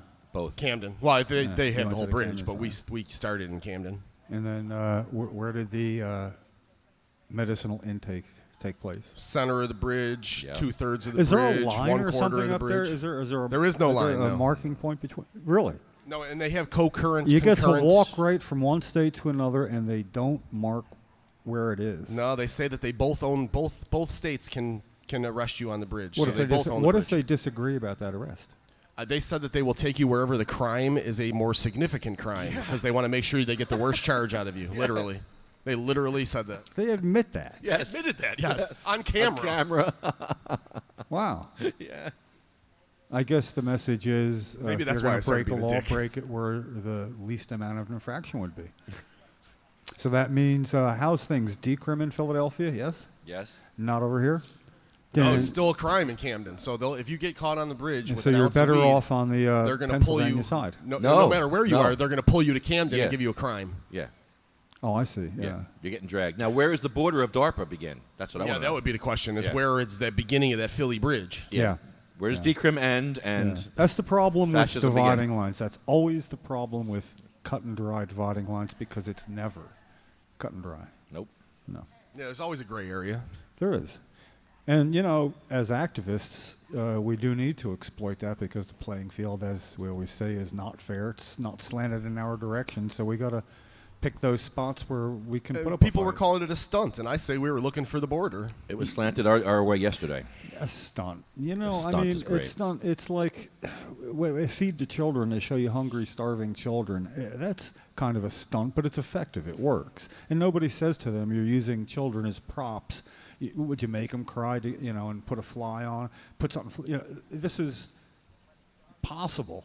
But nobody complains about that because the Should we try that? benefits outweigh the bad part. You know, the benefits are people donate, you know, or change that part off the TV, which is what I do. Tony, you need more flies on you. More flies? Yeah. So work on that. But I'm just saying, yeah, okay, so it's a stunt. What's the point? Obviously, it's a stunt. Yes. It is a stunt. Did you say good observation or? Well, I said we had been to 60 police stations, and we're trying to make sure the police know that we have a law. And the woman, sergeant, she knew. You know, I got to tell you, not for nothing, but if you're engaging the attorney general now, and that's mostly my fault for not getting you ready for that. Let's do it. And he's being engaged all over now. Yeah, he is. He is. Chris Perino. And it's time for, I guess, a front door walk-in approach. I'm ready. And Certainly have enough film to having a point. yeah, but it's all over the place. It's like I've found some good things. I'm not the guy that can lift it off YouTube or anything. I've lost my notes already. Well, I did it like 6 weeks ago. You know, I found some good stuff, but I know which. And I watch like every once in a while. I'll watch like 10 in a row and make a couple little notes. But well, it's what we need is verification that the police on the street do not know the guidelines for the law they're supposed to enforce. that Bayonne one that's in the article yesterday is a very good one, where he just like throws you out of the police station. It's like, you're gonna have a problem here in about a minute. That's a good one. It's an old one, but it's a good one. Could you make it 30 seconds? Could you cut that into 30 seconds? I'm sure Lefty. No, could. I'm just saying. You know, that's not what they a lot of expect work. as a reply. But so yesterday, the one cop said, "I'm going to arrest you for defiant trespassing." Okay. That's what he's going to arrest us for. Yeah, purposeful. Because we went up there specifically to smoke cannabis. We were allowed on the bridge. Yeah. But if we smoked cannabis, then we would be trespassing. We didn't allow that to happen. No. We didn't like that option. No, you know, it's not the fight you want to fight. I mean, if something goes the full distance, you don't want it to be that. Not a stunt, not really. It has to be something where there's a little more at stake. Mm-hmm. You know, choose your moments. I've been arrested on purpose 3 times, and I've always known there's certainly a fourth in the work somewhere, but it hasn't passed that point since 2004 at a George Bush re-election rally. I was not welcomed warmly.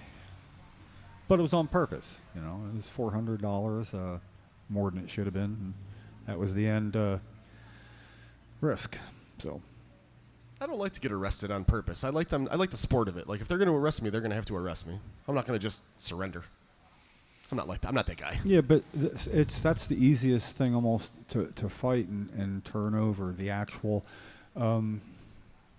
it's almost like laying your hand on a police officer. Well, yeah, you don't want to do that. Carries such but it carries such a penalty, and it doesn't benefit. You know, I mean, even going like, no, you certainly hey, don't you know, benefit No, by you, it. No you way. know, people you could like that. But you know what though? I think that people just get scared and do that, and then all of a sudden it becomes a big problem. Yeah, well, everybody, you know, different strokes. I mean, you haven't been arrested yet, so obviously you stayed, you know, within bounds. Let me ask you a question. How do you think Michelle is going to be if they handcuff her? Michelle, can you walk if you're handcuffed behind your back? Not downstairs, right? You'd have to do that. No. They'd have to carry you probably. Yeah, I know. You guys came Yeah, that's pretty crazy. I'd hate to see that because they were going to arrest her for trespassing. I was hanging out. At the Yes, defiant event, trespassing. yeah. That was what they got us for. They were going to get us for. He wanted something. He wanted to get us for something. Look, but in the end, it works. That's why they do that. You didn't. You left. That's what they wanted, and that was the best thing to do. I've. Go ahead. Yeah, I'm sorry. I'm trying to get them to move so they can take their conversation somewhere else. Oh, I see. Yeah. They're No, not even paying it's a attention. good ambient noise, you know. I'm just. You know, if they could make it sound like a crowd of 100, you know, do it. It's just a couple lone voices, highlights. Well, he yelled at me he yelled at himself the other day. He's like, you know what? And I was off mic over by the waterfall. I heard myself talking, and I got mad at myself because I heard myself talking. It's So now all he's going to you. hear this. Yeah. He's going to play this back and listen to himself talking, and we're talking about him. And he's like, I've listened to us talking about it. That's full circle, just like that. You can almost see it.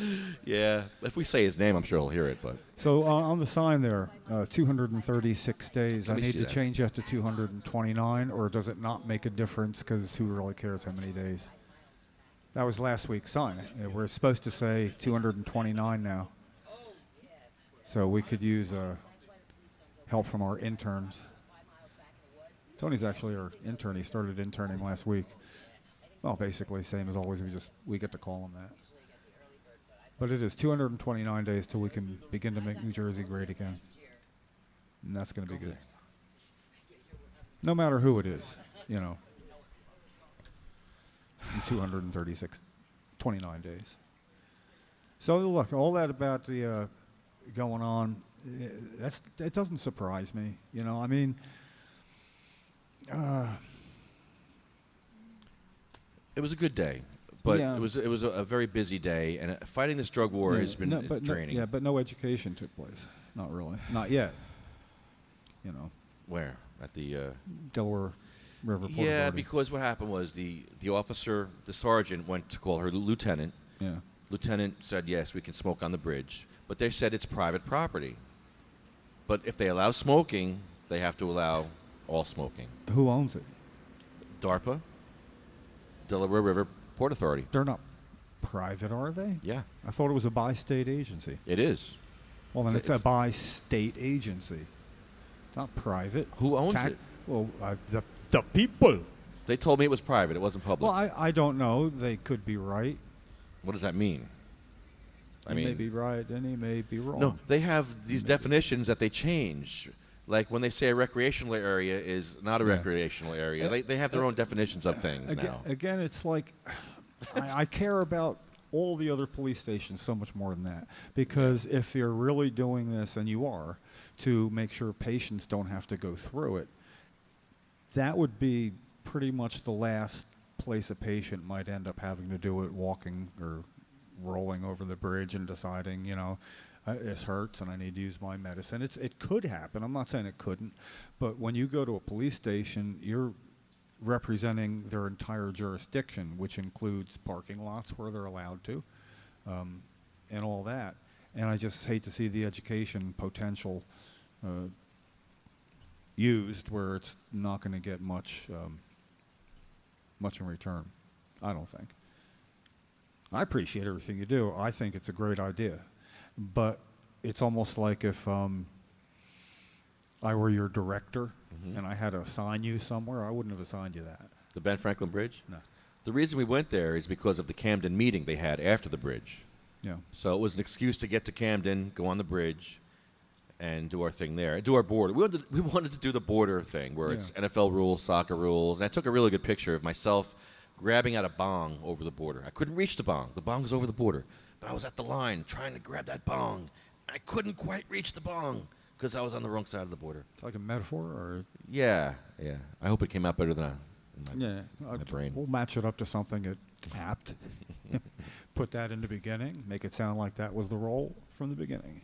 Tony, can I sit you here for a minute? I got to run, take care of something real quick. Or wherever you want to sit, that's fine. Thank you, sir. You're the man.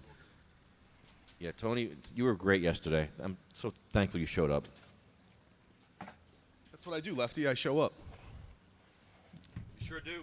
Well, you know, after the considerable amount of time that you physically could not show up, must be an extra pleasure being able to. The effort it takes is certainly worth it when you compare it to not being able to do it.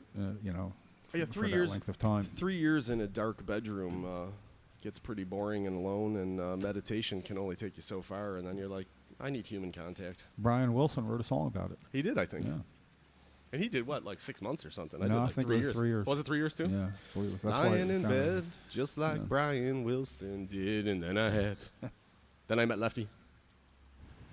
Well, more, he said more. There's a place where I can go and tell my secrets to in my room. That's right. I was like, oh, look at these idiots are having fun up there. That's the kind of song where people do this, you know, and I hate that.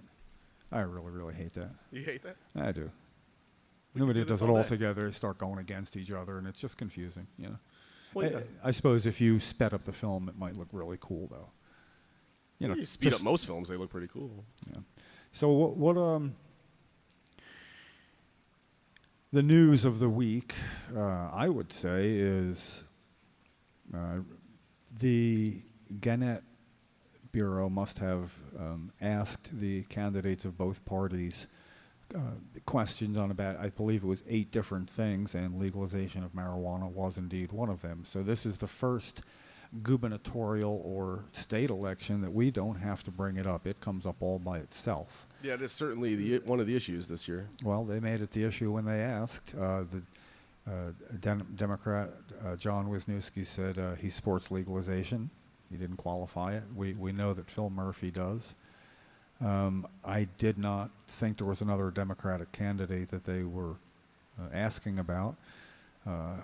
Republican Kim Guadagno was no, but she supports decrim. Actually, it was she supports decrim. I don't know that she ever said no. She might have just answered a different question, but she does not unqualified support it. But that is all. Decriminalization is We'll good. have to verify that. That sounds a little blurry there. And I don't know, Assemblyman Citrelli, Ciccarelli, something like that. I'm not 100% sure how to say yeah, it. He was on the boardwalk talking about it, wasn't he? He was pretty much of the same mind. Well, I think he wants to probably dance a little closer to yes than no, because you're not going to gain any votes by saying no, and you might Certainly gain some not. votes by saying yes, and that is the name of the game when you're running for election, saying what it takes to get votes. So I'm certainly more comfortable with people who say they support it.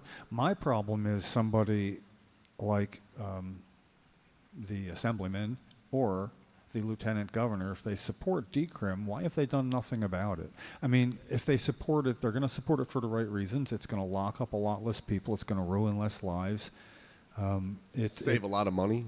It'd be more in line with whatever perceived offense it would be to the general public. So I think that might be a good idea. And there's plenty of time left to do that.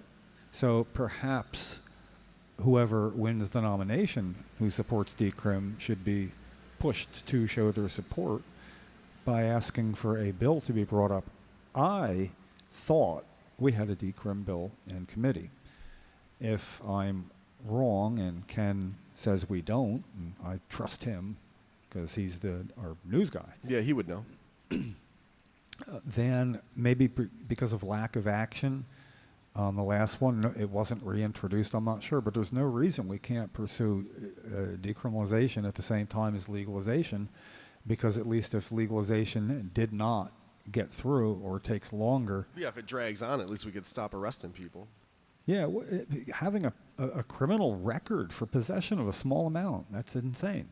In this day and age, not just this day, the whole age of this day. And they talked about in the decrim town hall in Camden yesterday about how a lot of times if you have a cannabis charge on your record, you can't get into the legal business now. So you're just eliminated. Like, you were involved in cannabis before it was legal, and now because you got a charge for it, you can't join the legal business? Would that change if it was a decriminalization charge, or is it because you have a criminal record because of it? Because they wouldn't even know. You could say, no, I don't. There'd be no real way of knowing. It's the whole point. You get a ticket, you pay it.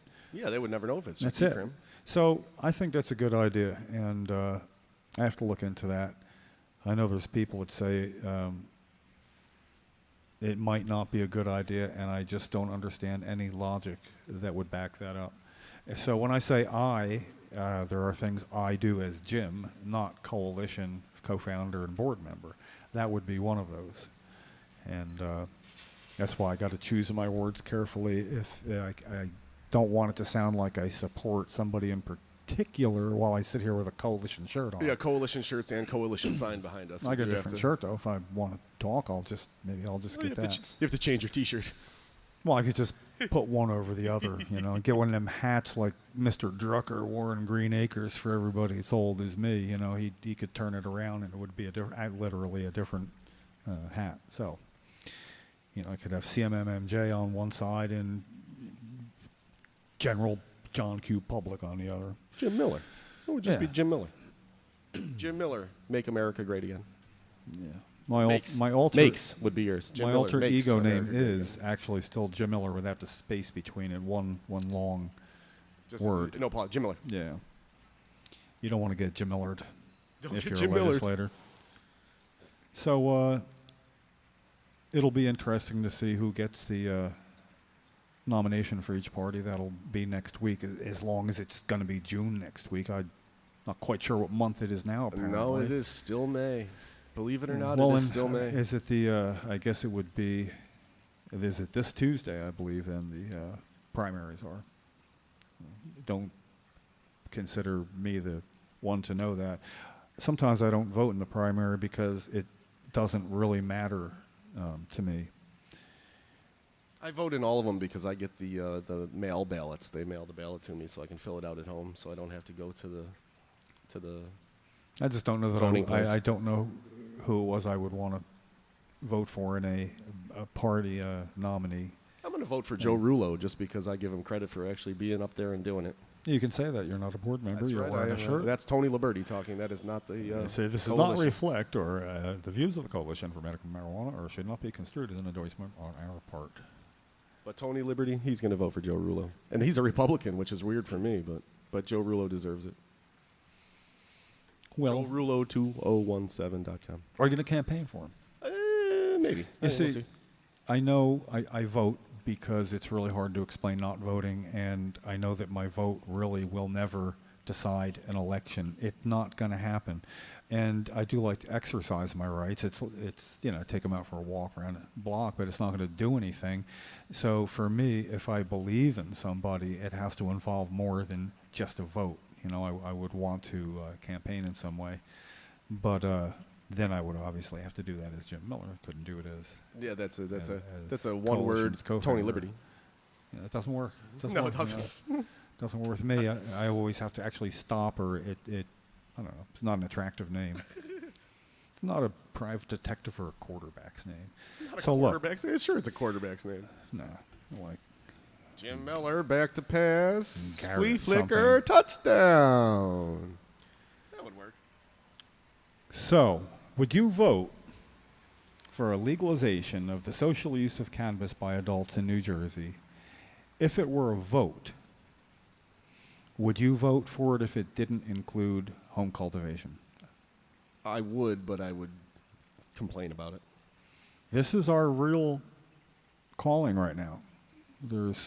Not at the last moment. We have to see if we can create a rumbling of some sort. I believe that they say only 5 to 10% of the population grows in Colorado. So for 5 to 10% of us that would grow, we can't take it away from everybody else. But we need, wherever you found that, that's a good reference.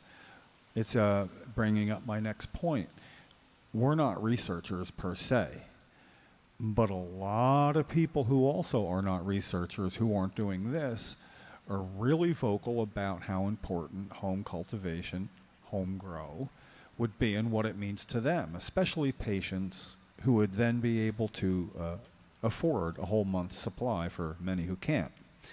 The problem is the statistics are actually, for me, a little hard to come by, and I've done some time trying.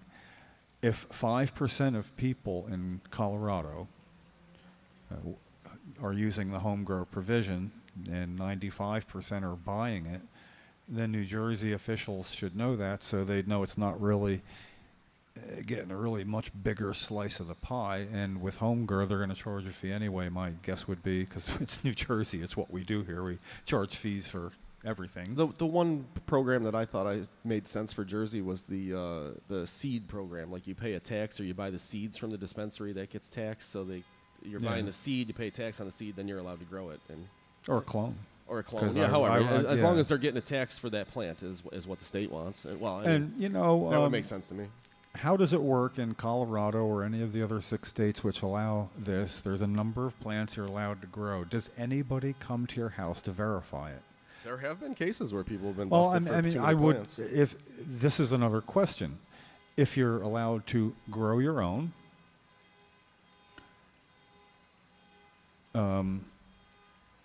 is somebody going to be coming to your home to verify? I would not mind it any more than if I had kids and somebody from Division of Youth and Family Service said, we want to make sure you're, for some reason or whatever, you know. I don't want government officials in my house for any reason, but if it means I can grow legally, Yeah, well, I don't either, and it. I would pound on a table now to emphasize it if I could too, but, you know.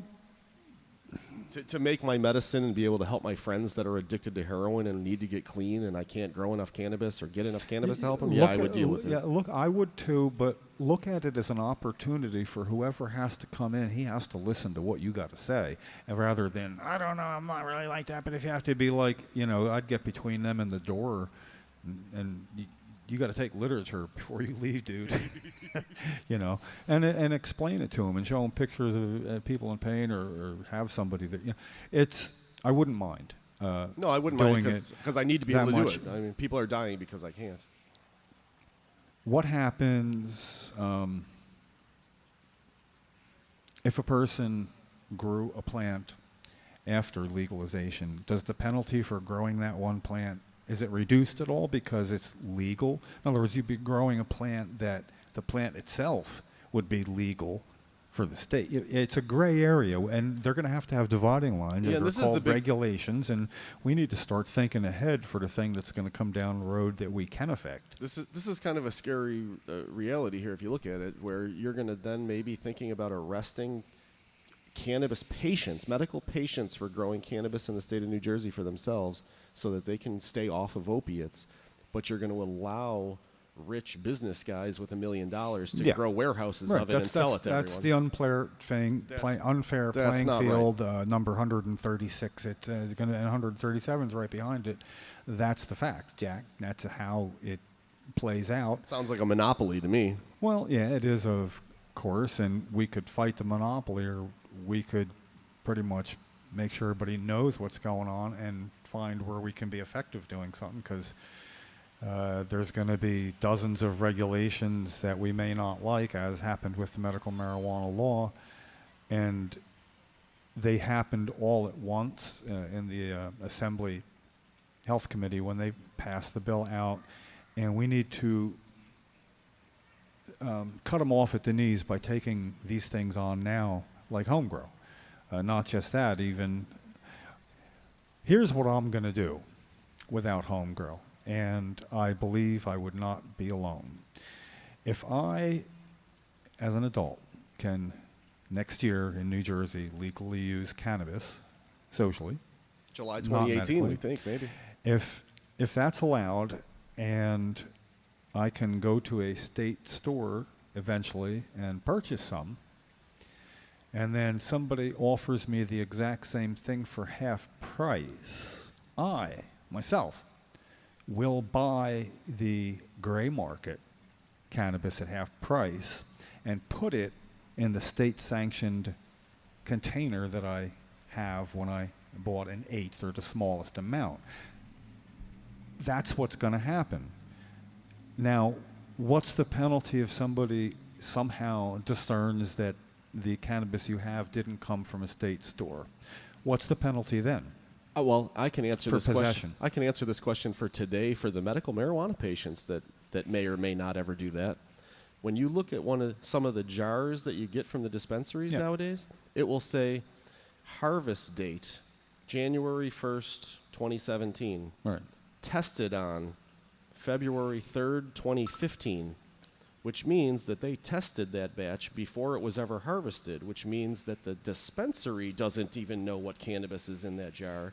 So I would dare some police officer to tell me that that's not the right cannabis. First of all, and it's actually police officers themselves are probably not going to be the ones that are going to care about that. You know, they're a majority of them are simply doing the job that they have to do and don't have, they really don't want to even be in that position.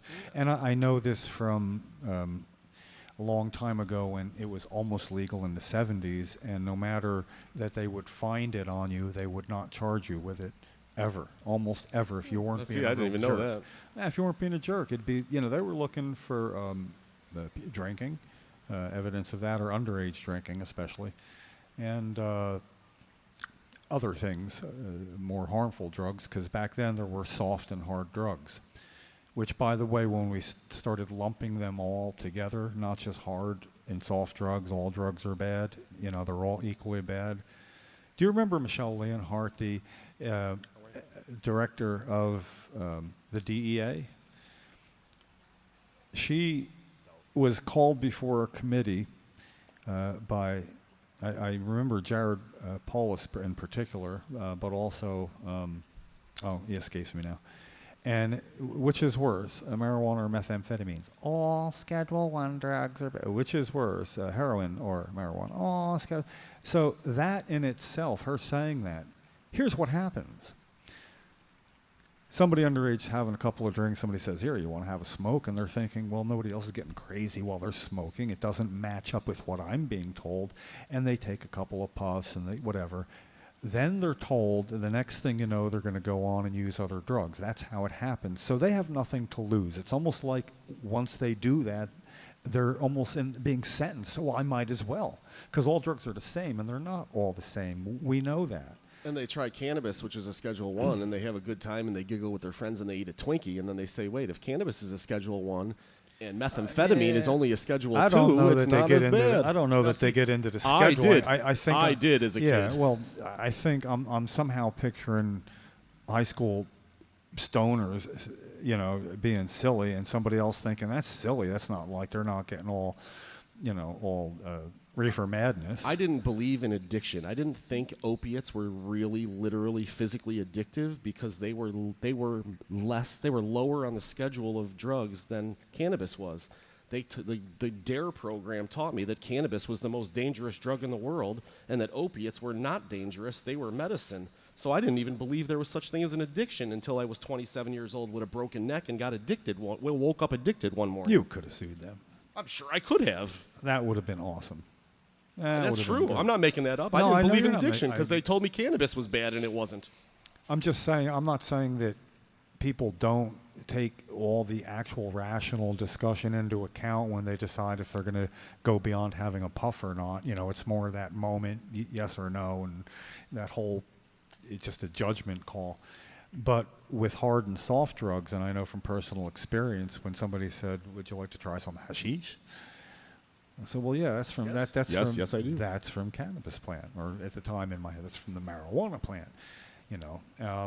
And then if it was anything else that was in a pill or powder form, no. Hardcore, no matter what, at any juncture. Mushrooms were a toss-up, but it was pretty much, you know, no in the formative years. Mushrooms, they say, are the safest recreational drug, and recreational drug for mushrooms is kind of strange. It's more of a spiritual thing, but they're very safe, though. They're natural. Good time. I find quite my own preference now. It becomes a little less my choice how I feel, you know. And I don't need any one-on-one, all of it being me, psychotherapy going on in my head that's beyond exactly my what control. I needed. Yeah, so nah. That's how I broke my migraines. I microdosed mushrooms, and I ate little doses of mushrooms and little doses of CBD Shark Shock cannabis until the migraines finally broke, like a year and a month ago now. That's exactly what I did. I need to take notes while we're doing this. Lunch break is over. Because I generally don't take notes. Notes? And I don't want to have to rewatch a podcast that I was at necessarily just to remember good ideas. I always do. I want to see what an idiot I was. You need to get those statistics about Colorado. The reason where I heard that number was from the Camden decrim yesterday. It's actually on camera. It's on Lefty's Facebook page. I can rewatch it and give it to you. Chris or Ricardo could probably. That's where they came from. Yeah, could probably get that for you.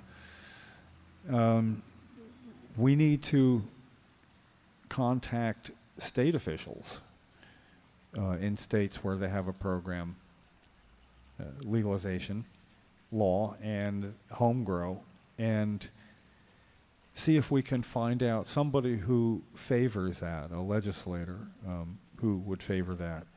Somebody. We need to know how it's working, because I'm sure what's happened in Colorado is there's diversion no matter what substance or product you regulate, there's always diversion. So it's not a matter of if there will be, it's how much and how will it manifest itself. So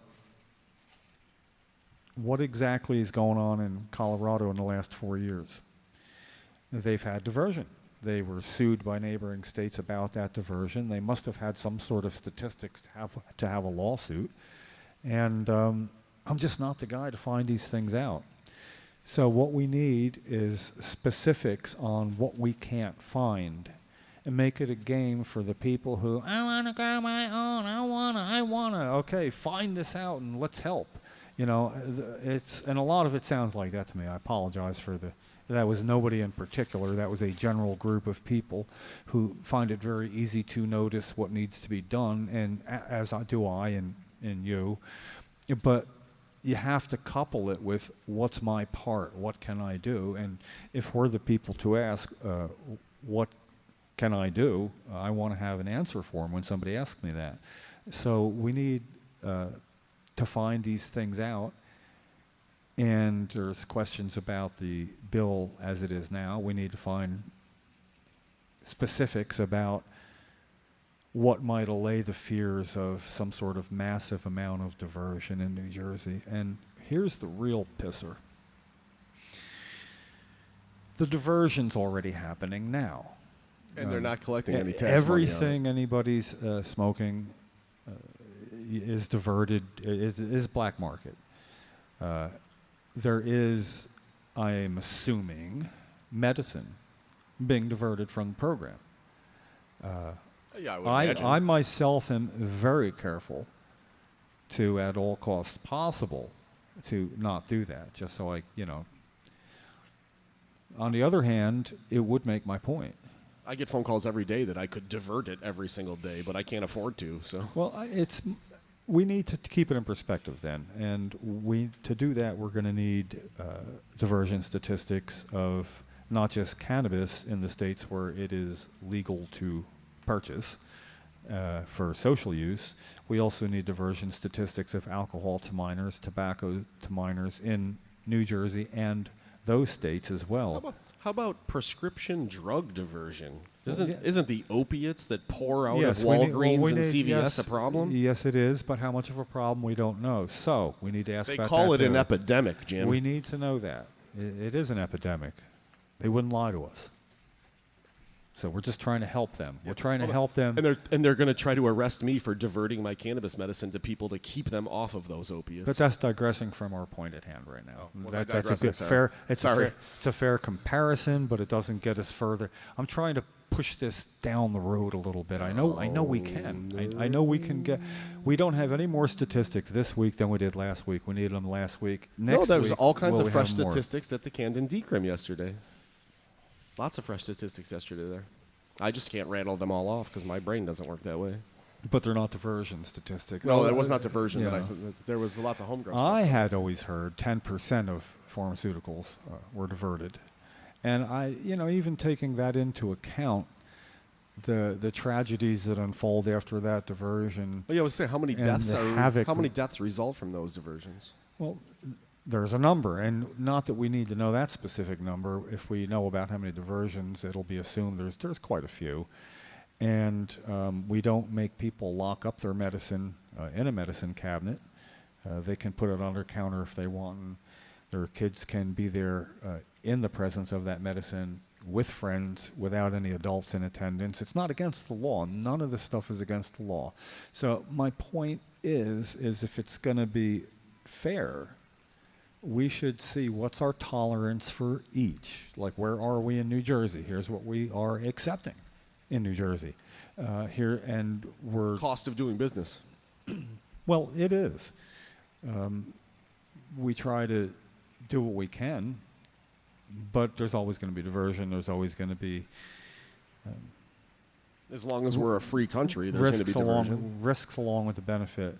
And I know for social use of cannabis, it doesn't seem extremely important for some people that this is where they want to begin a big fight for rights, but I would also always point out that if we have 10 or 12,000 people in the program now. Maybe 6,000 are actually purchasing medicine, can afford it, or are still alive, because people die, and they keep saying how many people have registered since 2011 or whenever patients started registering.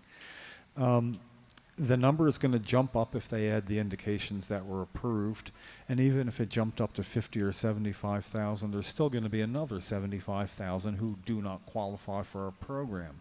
That's why the coalition supports legalization, because that's the way that medicine can get to all patients. That's the only way that all will be eligible.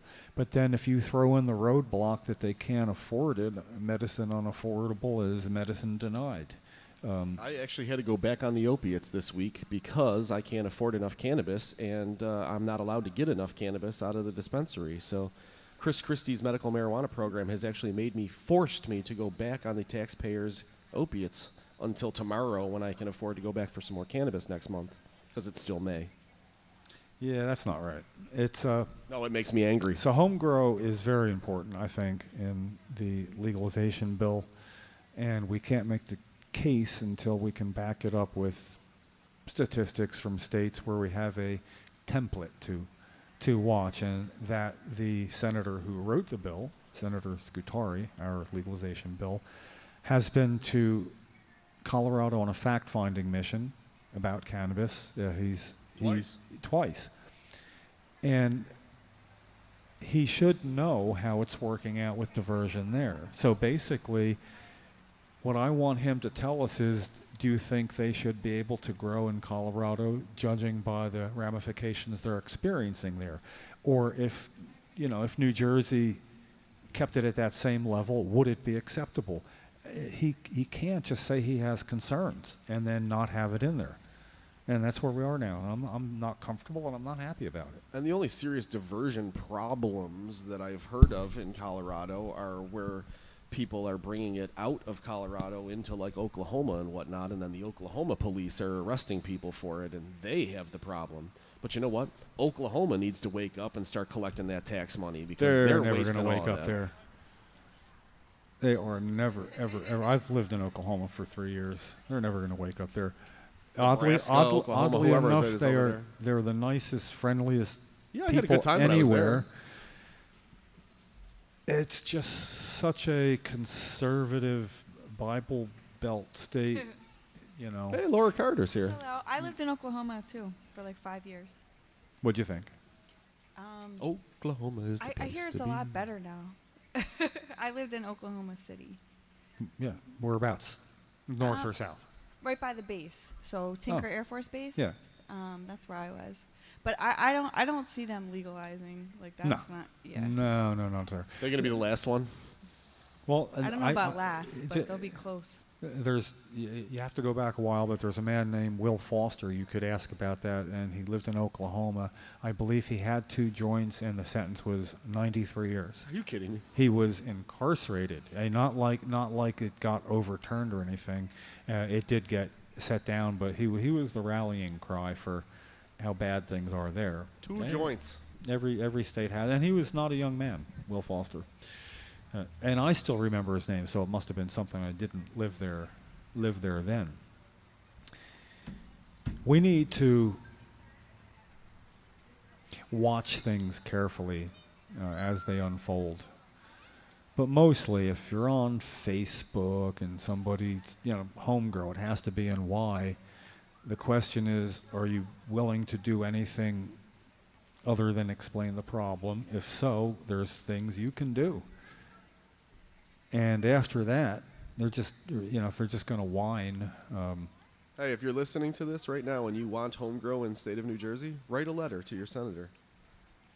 Ask us. Call the podcast. Get in touch with Jim Miller at pot4ms at Yahoo. At Yahoo? Like a license plate, pot4ms.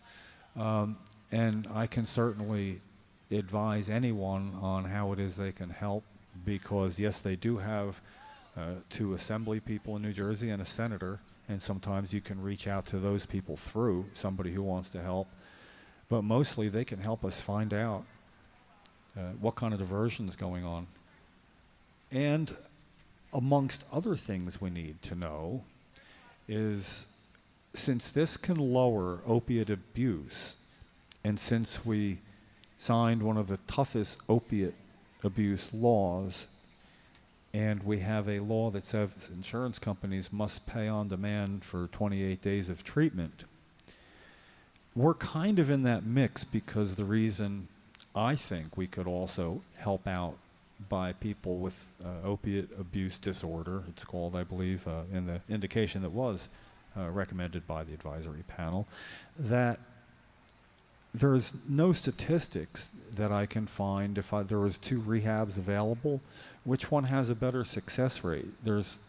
You can't find out. Those numbers are all skewed anyway because they keep sending 17-year-old cannabis kids to rehab from the courts. So they get 32 cannabis users that are successful treatments, and that skews all their numbers. I'd be more, and I'm talking about the opiate. Yeah, but they won't. They're not going to give you separate numbers. The rehab is going to say we had 150 patients and 27 were successfully Here's my point, rehabbed. Tony. They don't give you any numbers at all. There are they no won't numbers. give you anything. Oh, all right. They give you no numbers. How can you have a state program going to pay for $25,000 to $30,000 of rehab? Not know, and it's not our job to find out by calling rehabs. It's our job to ask the state and say, you voted for this law. It went through before anybody could score it, meaning they couldn't say how much it's going to cost. Office of Legislative Services did not have time. It went through in a week with huge numbers, like I'm saying 25 to 30,000, because I did ask people that have been to rehab, what did it cost? What did it cost? That's the median point right in there for a month, 28 days, is $25 to $30,000. That's a lot of money times a lot of people that can take advantage of that. I think that if they're gonna do that, they have to come up with something better, as in what's the recidivism rate of one to another. Because I think at least patients should be able to go where they have the best chance of success. I don't. The best chance of success is with cannabis at home on their couch. Now we're talking. All of this goes hand in hand with trying to guide Kathleen Bennett, the Commissioner of Health in New Jersey, that she needs to okay the conditions that the advisory panel recommended. She needs to tell us why it's not already happening. People are dying. It's the clock's ticking, the calendar's moving on. She has 6 months, starting at the end of the 2-month comment period. It started when they made the recommendations. There's no reason for it to take this long. It's a public health emergency. The idea of having 6 months to decide what to do about something that could be really one of the best things that ever happened to this fight against opioid abuse. Christie is on television every single day talking about we need to stop the opiate problems in New Jersey. I walk in 2 months ago to the Department of Health and say I was on a half gram of Oxy every single day. I was taking Klonopin on top of that every single day. I couldn't get out of bed for 3 years every single day. I got on the cannabis program. I made edibles the right way, and I'm here telling you today I'm off of all the opiates. I'm not today, but that day I was. You said you went to the health department? I did go to the health department, and I told them that. And there was, 7 doctors in there that I told that to? So there's 7 doctors that heard that story, and that... Yeah, okay, what was this at? You didn't just walk in, there were 7 doctors. I'm... The Department of Health... The review board. Review board meeting at the yeah. War Memorial. Oh, I thought I was picturing you going down to the round building, the health department. No. Round building there. I'm like, I missed something? I mean, I missed the first half of the podcast. Jim, I think you were there. No, I was there, but that was the War Memorial. So at the War Memorial, yeah. And they were so they can't say they don't know that it helps, because I've testified twice now. Well, that's the it. advisory panel, assuming the health department. Well, if she's going to review things for 6 months, that would also include your testimony, because she'd have to review something for. They actually took my. I actually wrote. They actually took my 4-page letter that I wrote in as evidence, even, because they wouldn't let me read the whole thing. It speaks to what a larger number of people say all the time. And, we want to work with them. There's no reason. It's like we're not opposite them when it comes to reducing harm to anybody for any reason, whether it's... At the end of the day, we're all Americans, and we're trying to make the country better. So Laura, what's going on? Let's make sure there's anything that you knew since last week. Anything going on? So what's new this week? So Women's Veteran Collective, we have our a panel tomorrow. Delaware Women's Grow will be in Dover. It's our first panel that it's exclusively just us, our group, Women Veterans Collective. So that's exciting. That is. That's my first panel. I've never been asked to do a panel before, so that's exciting to be able to be And this is when? This is tomorrow. Oh, tomorrow. Tomorrow in Dover. I assume it will be videoed. I'm sure it will. Well, make sure it does. I mean, if this is your first one, you got to assign somebody that task. Everybody's got video capability, And I don't know if you guys saw, but Kim Petters, she's also a co-founder of Women Veterans Collective. She made the front page of the Delaware News Journal, and that's a big deal for us. As a female vet, she got to talk about our issues and cannabis, and is big. Saw that. It's Congratulations. big. Yeah, that's big. Shout out, Kim. Yeah, Kim is really making a lot of moves. I've been missing a lot. I have distractions going on, so it's not like for lack of wanting to know. And there's just so much going on right now. Like I feel like there is. That's why everybody's in their own little tangent and just killing it. Yeah. There is so much going on. And now. there's a lot of states making a lot of moves. So and it's all relevant to the whole fight. Well, you set a really good example for knowing the whole fight, but finding an area that you can be most effective, and following those who can help you get there, and then leading those once you find out where it is that you can be effective. I think too, it's putting the pieces together. Like for me personally, I want us to be legalized, but I would like us to be legalized in the correct manner. But I don't want us to forget about the medical marijuana aspect of it. Like, cannabis is medicine. So for people just to come out and believe, like, okay, we're legalized, now we can all smoke socially. Like, even socially is a form of medicine to me. It is for a lot of people. It is. So I worry that our medical, program, as bad as it is in the state and as expensive as it is, like I would love for our program to be better. Is it getting better?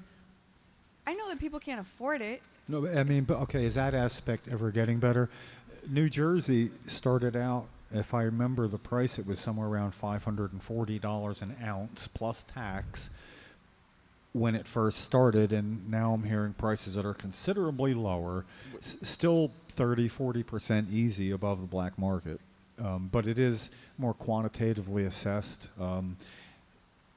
I would think you can certainly, I don't want to say trust, it's hard to say, you can certainly trust the state about anything. You can't though, because there was mold in dispensaries. So yeah, you can't and I just told you that So they have the harvest date is like a year later than the tested on date. So they're not even testing the product in the bottle. So don't believe that. A question does come up: why have a medical program if it's going to be legal for social use? And it's hard for people to figure out. Like, I'm asked all the time, like, how do I get a card? How do I get a card? And you try to lead people to the program, the Department of Health, and you put them, here's the list of doctors. Well, most of the doctors don't even either pick up the phone. That's the same as we found here in New Jersey, Yeah, so it's that wasn't terrible. unique to us. It's terrible. And we started kind of encouraging and helping people along that, very sick people that needed help and encouragement to show where to go. And people started accusing us of putting fake people through the program and blah, blah, blah. Like, you can't even help people. Right. You can't even help very sick Right. people without Right. people crushing on you. Right. Yeah, well, it doesn't matter what they think. I know it doesn't. I don't really care, Yeah. but I just get sick of it. Because Matter instead of of fact, helping doing something, they're if that's complaining. what they thought, at every juncture, you have Lefty's blessing, you have my blessing to say, we'd love to have you come by the podcast, and we can talk about that. There's a chair right there. We suggest it would be of equal time and civility. And the reason I encourage people with opposite points of view to come state them here is if they have the courage of their convictions, they should want to do that. And equal time and civility isn't because I'm a nice guy. It's because in any discussion where there's opposite points of view, the one who is least civil is probably the one losing the argument. And even if people are listening, it doesn't matter the point you make when you make it that way, as opposed to just trying to make a point, or you're trying to be overly dominant, or you're really in somebody's face. You lose. So you have to have equal time civility if you want people to perceive you as having the more rational point of view. So I just wish we could get people with opposite points of view on the show, but that's it's helpful to hear everyone's viewpoint. I learn something sometimes from people with an totally opposite point of view, and it doesn't change my overall point of view, but it does help me understand where they're coming from. Absolutely. And what's the advantage of that is the next time you have an opposite point of view and you know where that person's coming from, you can deal with it more effectively. I mean, it's all part of the learning process to know where somebody's push buttons are, and then you can cut them off at the knees in a discussion before it really even elevates. Plus, when you understand it to that level and you're interviewed by somebody and it's going to be in the media, and you know that they're going to interview somebody with an opposite point of view, and you know what they're going to say already, bring that up with the person interviewing you. Let them know, if you haven't already heard it, you're going to hear so-and-so say or whatever, and then you deal with that. And what they get to do then is, even if they talk to that person next, it'll come out in their writing what they say. However, Jim Miller, co-founder of the coalition, says, as if I'm replying to the point of view, because they like to get something new. They want something other people haven't got in interviews. So, we got to get good at that too. It's getting better all the time. I would like to hope so. It's not getting easier, but choice of what to do and where you want to use your resources. There are actually choices now, like you were saying, Laura, how much is going on. It's hard to focus sometimes. There's so much. It is. And, it is. And pick your fight also, because not everything, you can't. Sometimes it's that's hard very good advice. to fight everything. And we were talking about that earlier.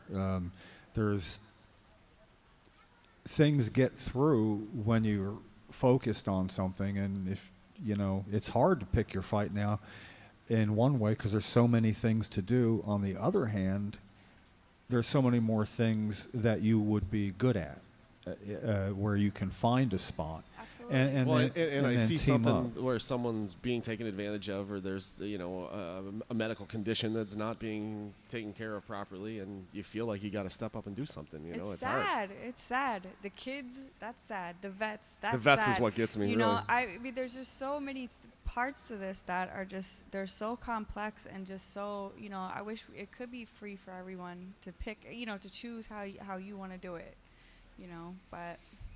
I had the traumatic brain injury and the post-traumatic stress disorder, so I have a lot of respect for the vets that go through that. And that's the other thing that I would love to start, with the PTSD. People believe that it's just vets that have PTSD, and that's so not true. I am not a vet, and I assure you my yes, PTSD is very yes. real. That was a very hard thing to overcome, as we spent all of last year with this as the top, most visible issue we were trying to deal with at the podcast and with the coalition. And there were so many people with post-traumatic stress rightfully getting upset for the wrong reasons, though, that I would have to explain, actually there's way more civilians by number, not by percentage, with post-traumatic stress. We want that door to open for everybody, and we are shamelessly lining up behind veterans because veterans get a larger degree of respect than non-veterans, and I'd say in 90+% of every instance in that, it's certainly true. I mean, and right. It is. Not, I feel like Doug. Rightfully so. I feel like a little Doug Stanhope. Like, I can never be 100% about anything. He'd be the guy that'd say, "Do I support the tourists? I support damn near all of them, but I know out of 100,000 there are some real jerk-offs out there, and I don't support." As individuals, I don't care whatever. But it is true that veterans could open the door where we can't. So when we work together, we get the best of both worlds. Veterans can be represented well by non-veterans when they work together, as Philippe and I love doing. So and it's necessary. It's almost like I'd like to see a lobby day, whether it be federally or here. Same. Where Federally.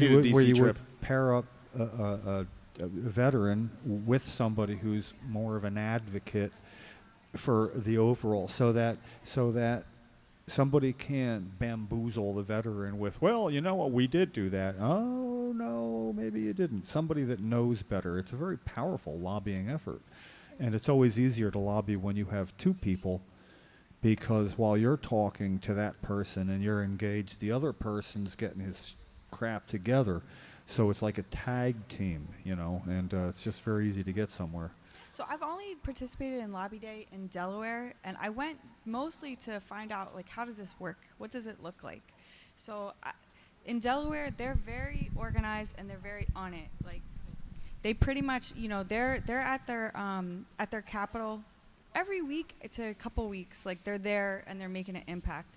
And what I found is that when we were sitting in the room with senators and different people, that they would ask, like, oh, so who's a vet? And so we would raise our hand, and sometimes we would have 5 to 7 people in the room, and that's so powerful when you're saying, this is what we need, like, this is ridiculous, this law doesn't make sense. And they do listen, they do take into account. And all the things that we don't like about legislators, even if it's that legislator you're talking about, what's happening, that person may well be thinking, this is going to be very unpopular for me to fight because of veterans, and it's whether they care. They don't want that. Yeah, so you can appeal to their goodness, but at the same time, you're appealing below the surface to their self-preservation as a legislator. That if veterans speak up against you, so you get better. Better avenues open for advocating. It's just I hate to see when somebody gets their foot in the door that they can't slam dunk it on something that is slam dunkable. And I've seen it happen. There probably still is a Senator Leah Vukmir in Wisconsin. She's a very bad person. And I saw a video of an advocate who got to talk to her in her office and videotaped it, and everybody thought it was great that she finally got to talk to the senator, but the senator was sort of sitting on the edge of a table, matter-of-factly batting them all back. There was no plan in this person's mind for how would I actually deal with this. Right. And in the end, it was an opportunity wasted. So that's why if a real advocate was there with that person, it's helpful. It would have gone much better. The opposition would not have been just batting them back like it was batting practice. That's the worst part. But we have to be on our game this year for so many reasons. I think we really need to do both. We need a lobby day on the state level and federal. I've been to more than a few lobbying efforts at the federal level, and I think if we could sort of model how I do that with what we do in New Jersey, or that I go with, I'm Mailman Jim. I go with letters from constituents. So when I walk in the door and I need something from them, the first thing they're going to say is, are you a constituent? That will happen. And the easiest thing to do at that point is say, well, I'm not, but I have a letter here from constituent, and I read the name and where they're from. And look, the first thing he says is, my request to you as a constituent, right there, is that you talk with Jim Miller, that's me, when he delivers this to your office. So the constituent request is that you talk to me. You can deny that constituent request and send me away. I have a lot of people to see. I'm okay with that because we both know we'll get more ground out of that than actually talking. And I get to talk to people on behalf of somebody that I've never met, because that's what Facebook is all about.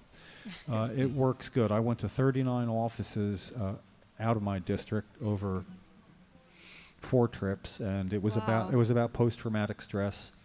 This was 5-6 years ago, when the first FDA-approved test for testing combat veterans returning from Iraq and Afghanistan who have post-traumatic stress as diagnosis and it is not controlled by other therapies. They had FDA approval to a small test, 50 to start with, and this was 6 years ago. National Institute on Drug Abuse refused to release the marijuana for the study, so the study wasn't getting done. And I went to Washington multiple times and was delivering letters, and it just like really, really pissed me off that was the playing field. No, you don't get to study it. Well, why don't you support it? Well, there's no studies. I mean, all in one sentence. So it made me feel better. I'd ride down. I went with Larry Vargo, a board member, one time. We paired up for a little bit. But it was really very fulfilling, I thought.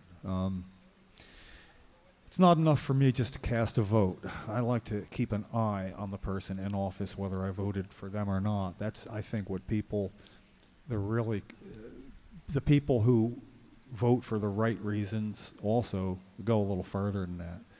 You know, you can go to church, sit there and not listen. You can cast a vote, it doesn't matter, so you said. And I think probably about half the people that don't vote lie about it anyway and say they did. That's right. I'm calling you people out. You're back. Speaking of voting, I'm going to be voting for Joe Rullo. I know you can't say anything because you're a coalition guy, but I like Joe Rullo. That's just me. Can we call him? You want to talk to Joe? I'd like to listen to you talk to him. What we do? Okay. We at the coalition got the big banner here. Yeah, I love it. We're a 501c3 nonprofit organization in New Jersey. Charitable. So don't vote for Joe Rullo. No, well, we cannot endorse or advocate for a particular candidate one way or the other, but what we do, what we not only may do, we must do. The vets don't want anymore. We must get their opinions. Yes. So that we can disseminate their opinions. He's got some good ones. With the world. So basically, let's get a couple of questions that you might want to ask. One, how does he feel about home grow? He's not going to get a vote, but at the moment he's a candidate. He's going to be in a primary in a week. Home grow is an issue, but also my other issue, which came up last night with Chris Goldstein, which was amazing. Chris is amazing. Last night was so great. I love Chris. And Ricardo, Vanessa, they were on point. Listen to this. Adults 18 to 21 are still going to suffer under the legalization bill. They will still be the low-hanging fruit in New Jersey. Yeah. And they're the main users of cannabis. They're the hugest group, 18 to 21, millennials. What's the fix? Decrim. Yeah, they don't have decrim either after, it's just a mess. It's just, they go from totally prohibition to legalization, but that year that you wait, they're still going to arrest people. They're still going to process people. They're still making arrests until the first retail store opens its doors. Right. That's terrible to me. That's terrible. Well, that's the law. Just doing our job. Mm-hmm. That's the law. Well, Joe Rullo wants to change all that. Well, we're going to give him a call. I love this guy. I do. He's hot. All the girls love him. Watch this. Well, could he clarify his opponent's opinions as well? Okay, he will. Watch the girl swoon when he talks. You'll see. You too. I don't think so. I'm spoken for. I know. Hello, Joe Rullo. Future Governor Joe Rullo, you're on the air. I'm still alive. Still alive? Yes, it's getting towards the end of the campaign. Did you say you're still alive or you're so high? Still alive. Oh, sorry to hear that. I'm actually happy to hear that, but I'm sorry to hear you're not high. You should be high. No, I have been running around the whole state, and we're doing really well, and we have really good news. You know, we're pretty confident that, you know, we have a really good chance of winning Ocean County, which is the #1 Republican county out of all 21. Yeah. And we're pretty confident that we're going to win Salem County as well. Yeah. And several other counties. So, what's becoming a long shot is starting to look like, remember, it's a long shot, so if we come in last, nobody will be surprised. If we come in, second or first, there's going to be news for like 20 years after this. Woohoo! It's going to happen, Joe. All my opponents spend $1 million and they have no enthusiasm or excitement. They're sitting there like rah, rah, rah, rah with their bumper stickers and signs and nobody wants them. And, I ordered 300 bumper stickers. They're gone in 10 minutes. Yeah, Kim Guacamole has horrible bumper stickers. I'll tell you what, I don't think we could have bought the enthusiasm and excitement that we have in this campaign for, any less than probably $20, $30 million. Look at Murphy, right? He's got all those TV commercials, and nobody even cares. Yeah, he's a hack. I can't wait. Yeah, you need to beat him. Look at my two Republican opponents, Jack Chitterelli. Now he's trying to make it look like he's for decriminalization, but what he wants is if you get caught with, a joint more than 1 or 2 times, you get charged with a freaking DWI. That's not decriminalization. And then Kim is completely against any kind of decriminalization. We want to wait and see what happens after Colorado. In other words, what you're saying is we basically want to have New Jersey lose a massive opportunity for revenues. We've been waiting to see for 70 years, Joe. It's failed. The prohibition's failed. And let me tell you another thing that I've decided, that Governor Rullo will not tax people into oblivion because they want to recreationally smoke marijuana. I believe that they're they want to tax you starting at 7% and then cap it at 25% after 5 years. I think they're smoking crack, honestly. Seriously, crack or booting heroin or something, because the bottom line is, listen, I propose to start it out at 3% and to cap it out at 7% or whatever the state sales tax is at the time, and that will be it. We have a completely irresponsible legislature that can't be trusted with 25% on revenues of marijuana.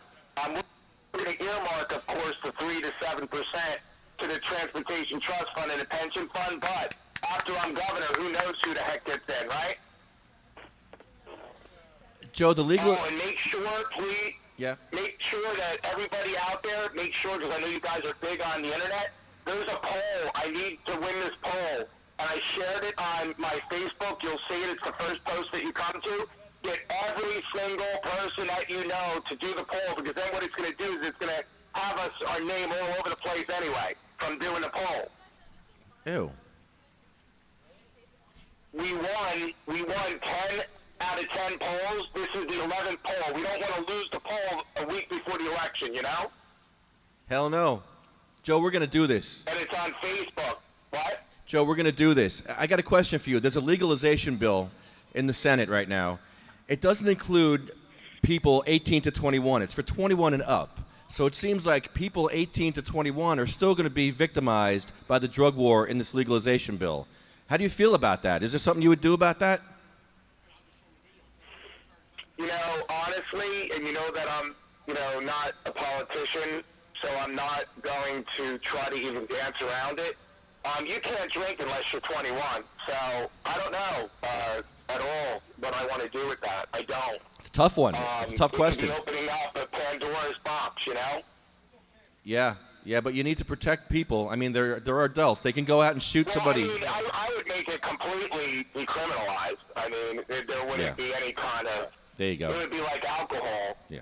Yeah, you better believe it would be. I mean, nobody's going to jail anymore for marijuana if I'm governor, period. There you go. That's what I want to hear. And I'm going to let everybody out of jail that has nonviolent offenses, okay? Oh, yeah. Nonviolent offenses. Expungement? Somebody... Yeah, you have to, because it's like those Salem witch trials, and they've been crucified for nothing. I want to say they should take away it's horrible. Tax on medicine. I mean, listen, let's be honest. You know what really motivated me into the cause is when I watched that our friend over in Tom's River get an 11-year prison sentence for a couple plants when the woman who was in the corrections department in Ocean County, who was dealing, and she was a corrections officer for kids, she walked. Yet this poor guy, grew a couple plants, made a couple bucks for himself with just family, that's all it was. That's all it was. And he's in jail for 11 years. That guy's out of jail if I become governor. I will pardon him day one. No tax on our prescriptions. No blood money tax. He's a modern day he's a future entrepreneur, Yes. Today's. I think that we're going to look back and we're going to laugh at this all. That's my opinion. I hope so, Joe. I'm looking at the poll right now, and we're basically, of course, we're winning. Always. You and Mike Alonso are the best team ever. Yeah, how's Michael doing? I haven't talked to him for a couple days. He's under the radar right now because, you never know what's going to happen in the election. So he's staying home and trying to be safe because these Republicans are crazy. You know how they are, Joe. We got to watch out. He's got bodyguards watching him. Yeah. But, I think that, we just have to, make sure that everybody goes. We have a Manahawkin rally. You know where Manahawkin Route 72 is, the ShopRite? Yes, we're going to be there, Joe. I want to be there for that one. That's going to be huge. That's the one you want to be at because it might rain on Sunday the next day. Okay. Awesome. Yeah, that's going to be great. If you can make both, that would be great. But I would go to the Saturday one because it looks like Sunday it's going to rain. Because remember, Sunday is Coles, and that's in Tom's River on Route 37. And of course, I want that one to be big too. But they're calling for rain all day. Oh boy. So it looks like Manahawkin on Saturday is going to be our game. Joe, what is your website that people can go and donate money or find out more information about your campaign? Rullo2017.com. That's Rullo2017.com. And then they can also go to my like page, which is Joseph, Joseph, Rudy, Rudy, then Rullo, Rullo. Again, that's Joseph Rudy Rullo, and that's at Rullo for governor. And then they could also go to my Twitter page, which is Joey Rullo, and that's at Joey Rullo. And again, it's Rullo2017.com is my regular website. Awesome. Governor Rullo, thank you for appearing on our show again. I got one quick question for you. Who's the bigger douche, Kim Guacamole or Jack Citarelli?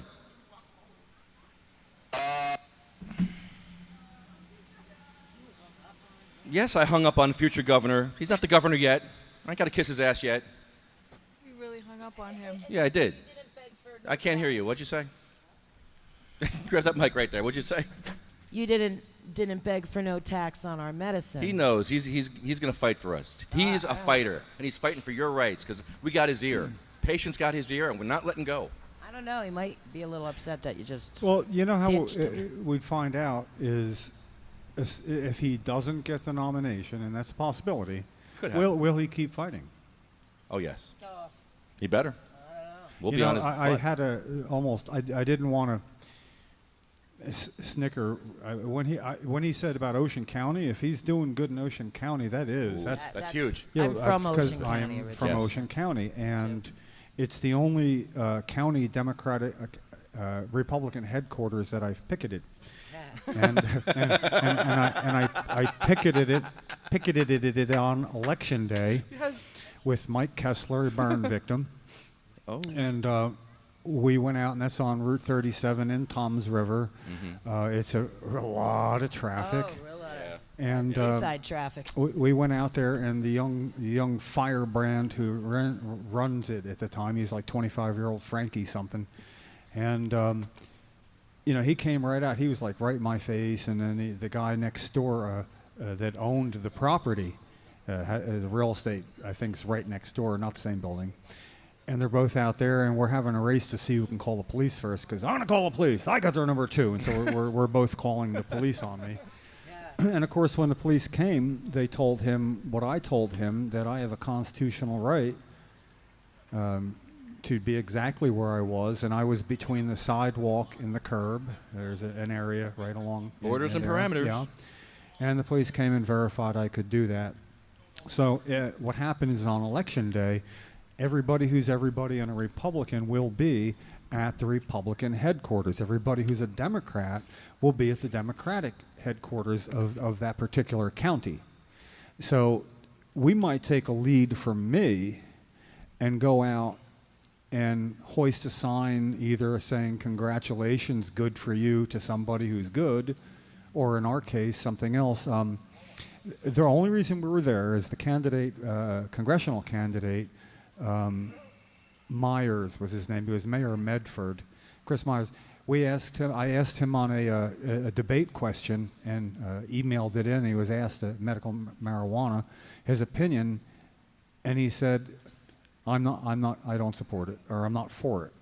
And that was it. He had 30 seconds. And when a guy in a debate takes 5 of 30 seconds and stops, he doesn't know why he was against it. And that's what pissed me off. So I went and picketed with some pretty good signage for a while. And so many Republicans came over to say, we're not against it. I'm not against it. I know a lot who are against it. I say, but as a party, if you look at any roll call of any vote, you'll find 80% vote against it when 75% of Democrats vote for something cannabis related. That means your party is against it. And it's like, well, what is it that you want? I said, I simply want somebody to explain that to the new legislators. Orientation. Vote your conscience on medical marijuana and cannabis issues. There will be no retribution from the party. You'll still get good committee. If you're, tell your members they're not against it, because the congressional candidate was against it and he didn't know why. And when the candidate Myers came by and had to ride by, he gave us the thumbs up. What the hell did that mean? What did that mean? Even he knew he was the bigger douchebag. In certain countries, thumbs up means up your butt. It's in Egypt, I think. Oh. Or India. I bet you he's a closet smoker. It does mean that, yeah. It does. But there's no reason that we can't show up on Election Day at Republican and Democratic headquarters, and let's get it straight, because that's where the political party people, they will go there. They will walk by you. A guy who had to respect everybody at Ocean County headquarters, I don't know who he is, came by on his way out at about 4 o'clock. We were only going to stay till 12, but this guy pissed me off and we gave him 4 extra hours of us. And at 4 o'clock, he was leaving for coffee. He said, can I bring you back some? It's like, that was only going to keep us there longer. See, that guy was a good guy. So just being there was really something. I think we're onto something here. This could be a podcast deal because it's happening on a podcast right now. Yeah. Yeah.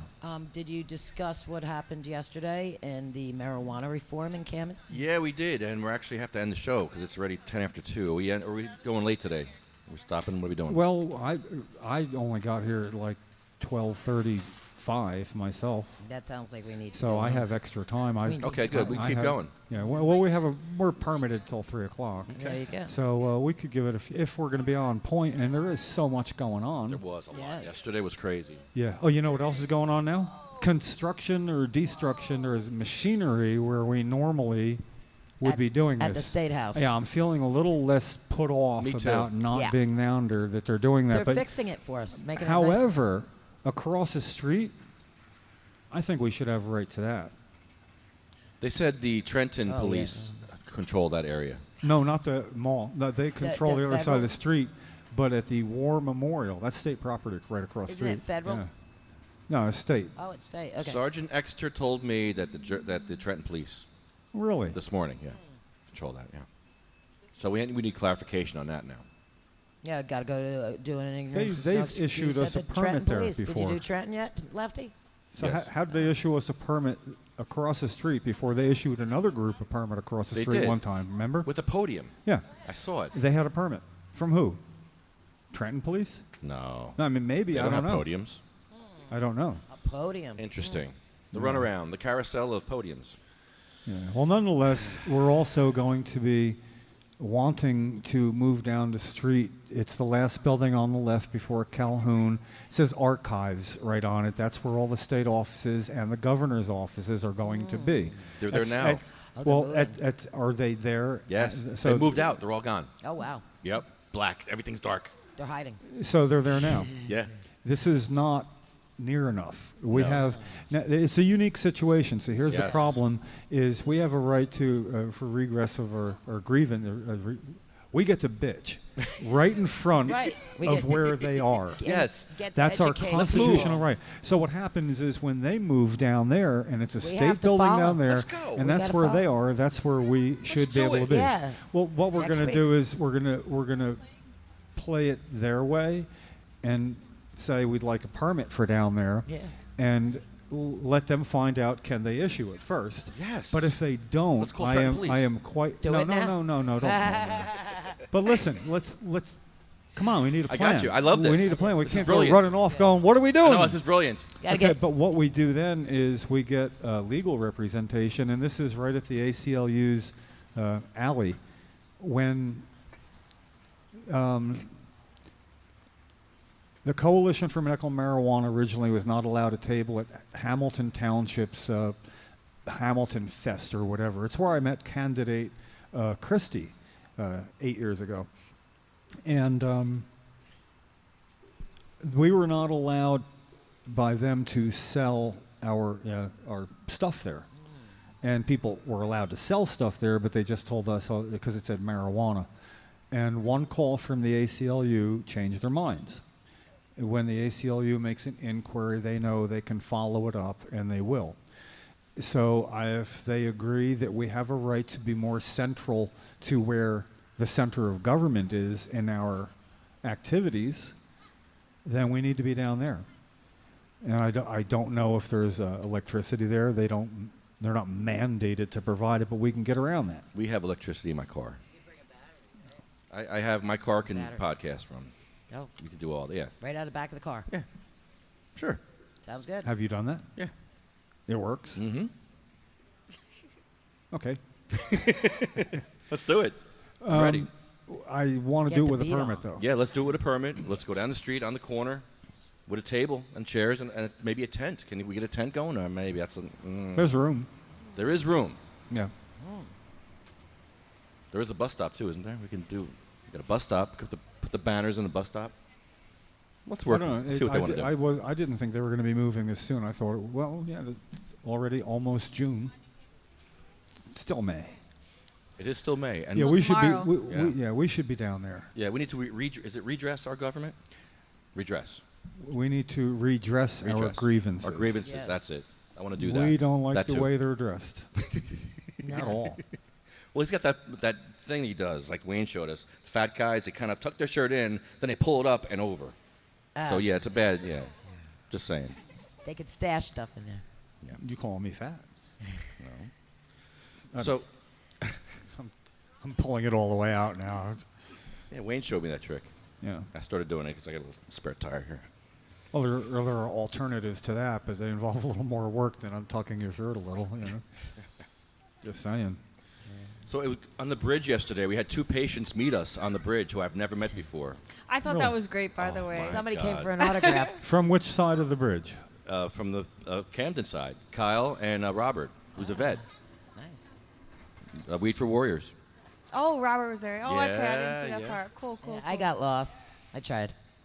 Yeah, why did you come from Philly and meet us? What was that all about? Well, see, we were watching you live while we were driving, and you were asking the police, and the police said, "Oh, you can only there's only a ramp on the Philadelphia side." Right. And then the phone went dead. So I thought, okay, so they went to the Philadelphia side. I got a $36 ticket in my car. Oh, man. Yeah, it cost me $36 To to do what? smoke my medical marijuana. Oh, come on. Yeah, because I parked in Philly, and then we walked to the bridge. Yeah. And then we walked over to the New Jersey side to smoke. Did you see the bike cop? Yes, a matter of fact, we passed him in a car. So that's how we knew which side of the bridge that you He were was on. watching all of us. Yeah, well, did you see the little toy car that the cop was driving back and forth in? It's like a little clown car. No. You didn't see him? No. Oh, he had this little tiny smart car. Oh, okay. that fit on that little tiny road, and he was a good cop. He was from Philly. Good cop, bad cop. Oh, he was a good cop because he was perfectly all right with me walking with the joint, waving to him, and he waved back, big smile on his hand, passed us a couple Wait, times. where in Philly or New Jersey? In Philly. He was perfectly okay with me, openly showing off my marijuana. And, DARPA's in a tough situation. They have to follow 2 different laws. Well, I know, It's like- I know that if I had lit my joint, he could have gave me a $100 ticket. But Right, just right. for showing off my joint, I think I can get a $25 ticket. Yes, you could. Right? Because up to an ounce, if you're playing with it, you can get a $25 fine. But if you actually smoke it in public, you can get a $100 fine. So the cop didn't give me no $25 fine. He just gave me a big smile, a wave. And I actually walked to the New Jersey border before I lit up my joint. And the cop, drove by a couple times, waved, smiled. It was perfectly okay. I stood underneath the no alcoholic beverages allowed, permitted sign because it said nothing about my medical marijuana. So, after I got done smoking it, we walked back into the Philly side. I just want to say too, I cost think me that's $36. so silly. if states have medical marijuana programs, to not be able to smoke like a next state over in the state like, of Philly. I just think it's so wrong. Like again, like if So we're many- saying cannabis is medicine, we've all said that. Like what do you do? Do you not go on vacation? Like what do you do? Our conditions don't change because we And if you were walk on across to Percocet, you another could state. go and you could fill your prescription of Percocet Yes, in another anywhere. state. You could bring it on a plane. Do whatever you have to do. Like I just think I don't know. It's just super wrong. And then Super and then wrong. you got Philadelphia inside of this state of Pennsylvania. And Pennsylvania, they'll arrest you. So if you walk out of their town, they're going to arrest you. What kind of sense does that make? I mean, we're talking about state to state. They got it right inside their state. Where in the town of Philly, you're not going to get arrested. You take one step over that line, you can go to jail. Literally one toke over the line. One toke over the line. And what's that, sweet Jesus? How long will it take for that to change? That's what we're trying to do, right? I don't know. It's got to get in line with all the other change, and then people who think I can push for this good, they can do that, and I will. Do you ever think we'll help see where I all, can. There's all so much states, going on. Do you think we'll see a time where all states have at least a medical marijuana program? I think they have to. Yeah, I actually think before that it'll probably be federally done, and then Rescheduled? or better than that, but something. But states then could opt out of it, much like they can have no alcoholic beverages sold in counties or whole states if they wanted. They have a marijuana reform bill sitting in the federal government in Washington that was just gathering dust. Well, yeah, it was actually a new reform bill that was just placed on May 18th. So it's really new, and it's got some great. Not much dust. No, not much dust at all. And they're actually rescheduling. It says they want it rescheduled to Schedule 3, where I don't think it should be scheduled at all. It should be scheduled like a tomato plant. But along with that, they have a banking and consumers where the federal government's banks will be able to collect and accept loans and give loans to dispensaries and accept money finally from the dispensaries. Well, that's the big one. I mean, banks can't accept money of that kind. Presents all sorts of problems in states where it's legal. Large amounts of cash. Yeah, and then they got to take credit cards, right? And then you can't judge one person from the next finally when you're taking their credit card. And there could be, somebody who's just overdoing it. Well, I hope somebody's taking care of that, because that's off my plate. Yeah, but they also have another bill that should be put in place, and it's where the federal government can't step all over the state's laws and come inside the state where you're obeying the state's laws and arrest you, because the federal government If says that's a that. federal bill, it's not going to get signed into law. So I'd move, you know. You really don't think that there's a chance of... That a President Donald Trump will not sign a law saying the federal government is restricted from doing something because he just might want to do something. Well, you know... At least leave it open. There's also states that are actually going for amnesty, Yeah. you know, against the government, where they control the law in their own state. And there's several states. I believe Texas is one. Yeah. Well, speaking of states controlling their own destiny, what's the most important thing for you that you would be involved in, like if you needed to do something? How are you at research? I'm great at research. We need research. I can do Single your most research. important thing anybody can do right now for home grow Yes. in New Jersey is research diversion statistics, including prescription drugs, alcohol to minors, tobacco to minors, in New Jersey especially. So we'll know what we accept for diversion in those areas. Then we also need to know about cannabis diversion in Colorado. There's obviously going to be some. How have they reacted to it? Have they adjusted to it? Have they shown that there can be problems? They got sued by other states, but they change their game as they go along. They're reacting to such things. We need to be able to show that concerns about diversion of home grow in New Jersey, it will be diverted. We can look at Colorado and find out what are the ill effects of it, but we need to be able to back up what we're going to say. I understand that. We just... need statistics. Yeah, I'm a Google genius. Cited by definitely. I mean, you could definitely just do I will come up research to with look up- all sorts of statistics we need. That I can do. Yeah. You And know, then when you hear somebody talking about we do need home grow, you can pass along some to them.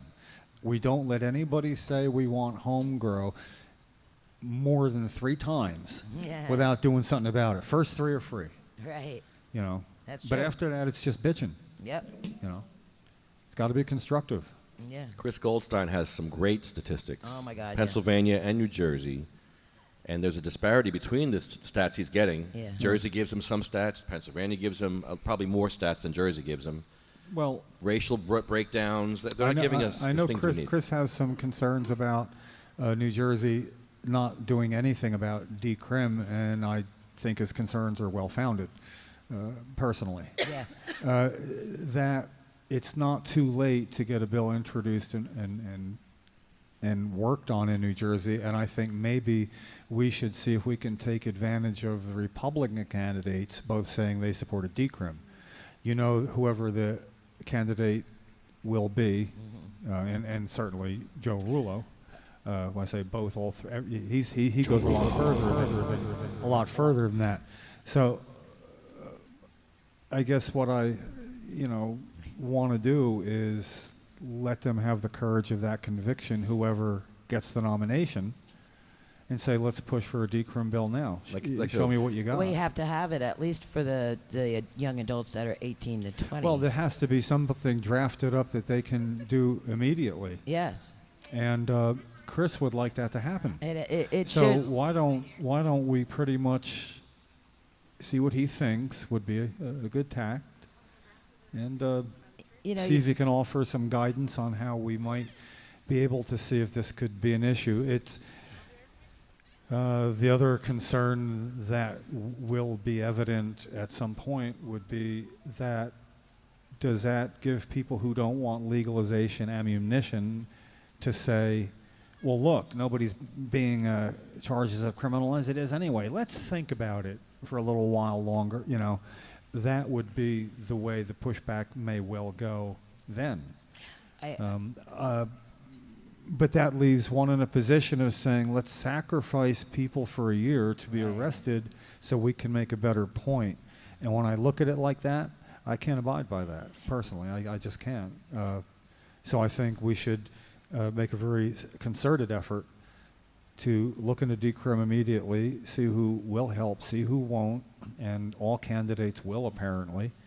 And they want to campaign and look compassionate in this area. Let's get something out of it. What was your guys' takeaway from that meeting last night? How did you think? I thought it was absolutely great, and I think that they chose the right people to do it too, because they took care of every subject. You know, They from showed the us how it children should to be the, done. to racism. Is that right? Yeah. To the professor that actually had all the statistics. I think that's a beautiful, perfect. Let me ask you a question. threesome up there I wasn't for the there. You panel. both were. Yeah. Three of us were. Were you there all as well? I was, yeah. Oh, Yeah. of course you were. I was quite You were impressed. It was great. It was amazing, Jim. So, Watch the would video. would it be, in your estimation, and having seen committee hearings, this would apply to a committee hearing? Oh, Oh my the God. same approach that you are Yeah. And saying all this good stuff about and would it work. got your attention the whole entire time. I just couldn't stop reading and watching and listening.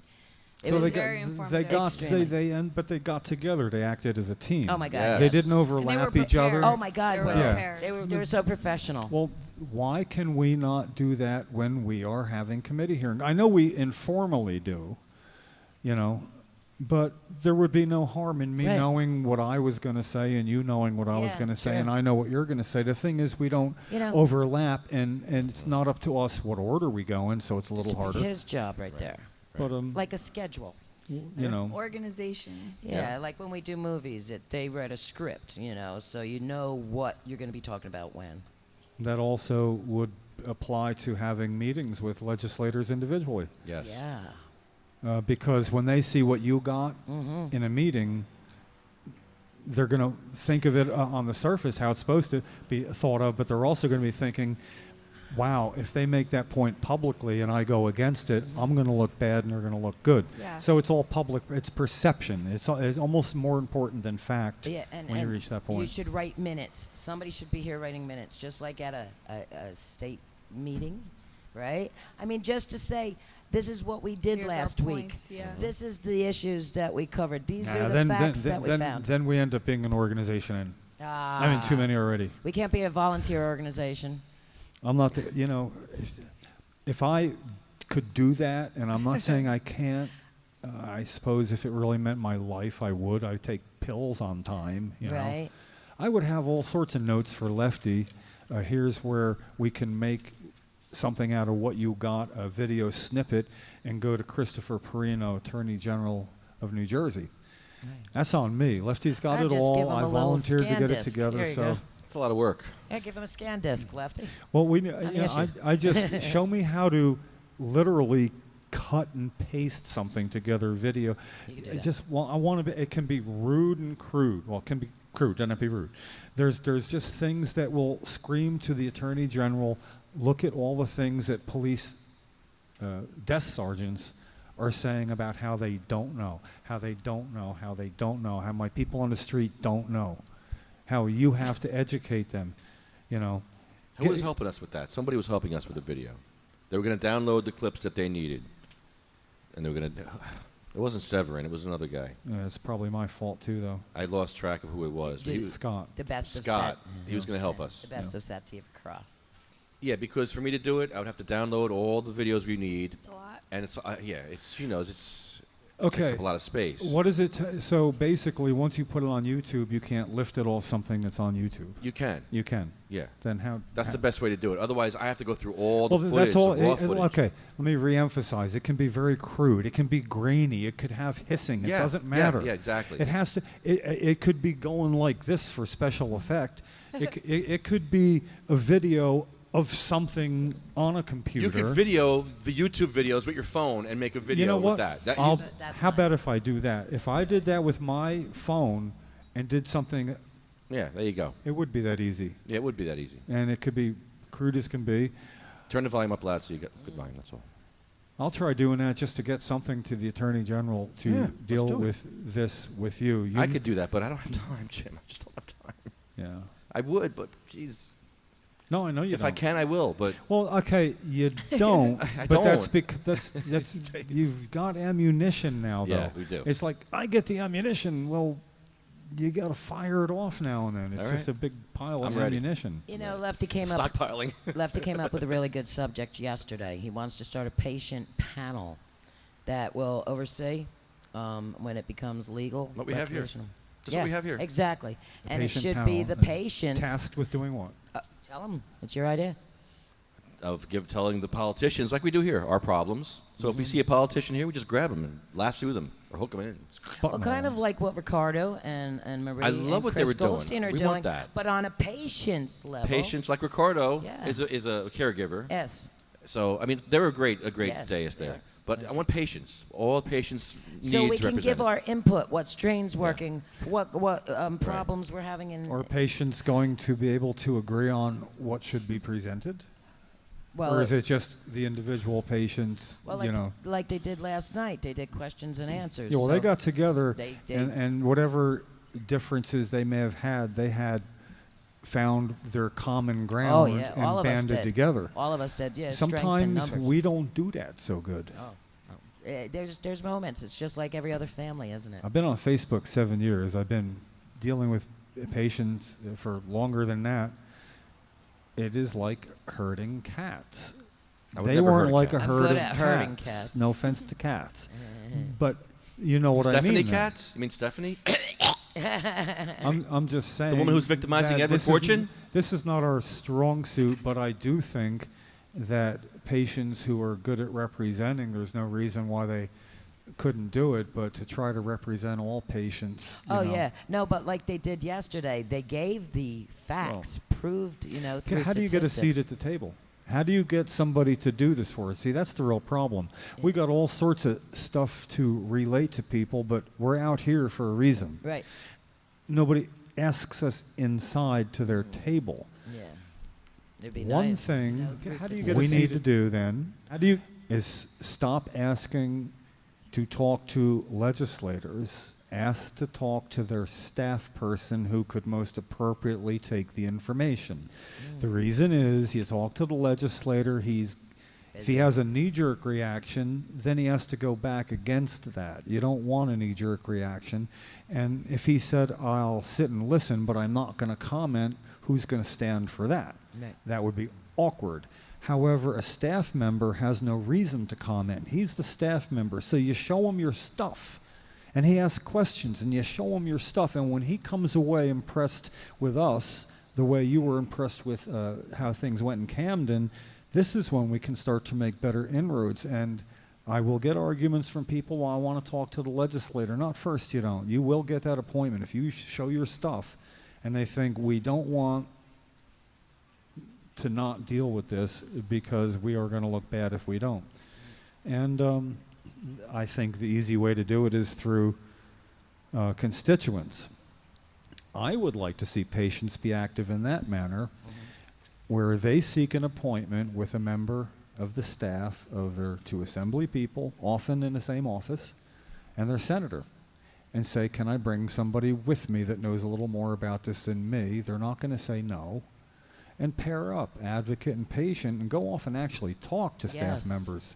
What do you think of that? I think that's a While good we're just noodling here, you know. We do have We to come up with an get in their idea. face, Here, please. it goes credit to the podcast.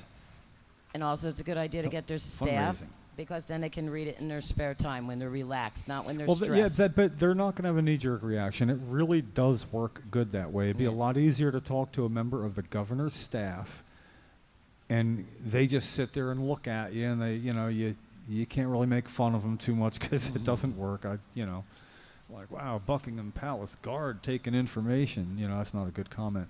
I'm just saying that they will take it. You leave what you got. You show them your style. And if it's good, you'll get that next step. I think decrim has to happen before legalization, just to get people used to it. I mean, it seems kind of strange that you're just going to arrest people one day, and the next day you can tax and buy it in a store. There's no reason that can't be done in tandem. I could stick up for both. Some would be more passionate about one than the other.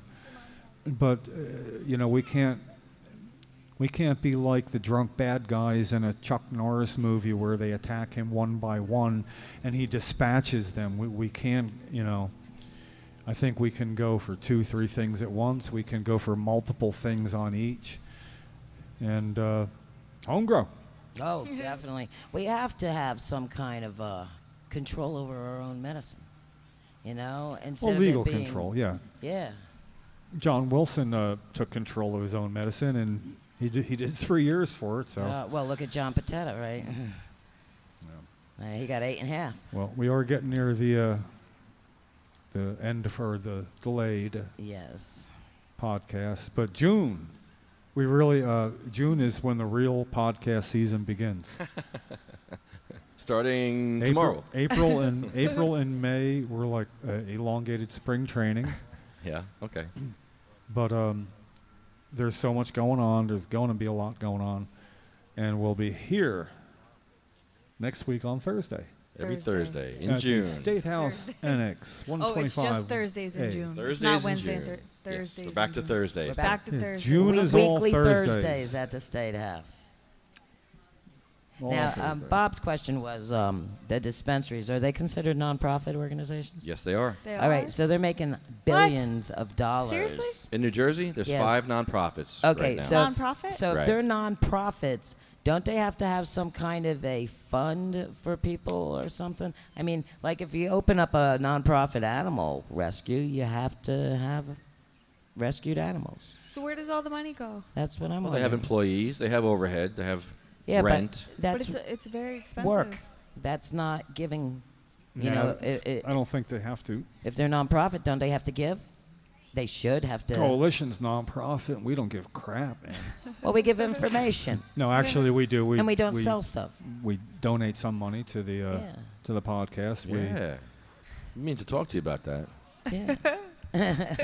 Well, we need. Yeah. You got your T-shirts. We need. We need to do Get a a lemonade fundraiser stand. Yeah. because that's going to be the only way to get. Lefty's and that we lemonade. need to use coalition contacts, resources that are necessary to doing fundraising, to do a targeted fundraiser for the podcast. You know, it's a good idea because then you station yourself at these different cannabis A rallies. nonprofit can have a fundraiser certainly easier than a private entity, and it should be a GoFundMe page. It should be Yeah. it should all that at the same time. It would get us more donations of recognized. something that we can have.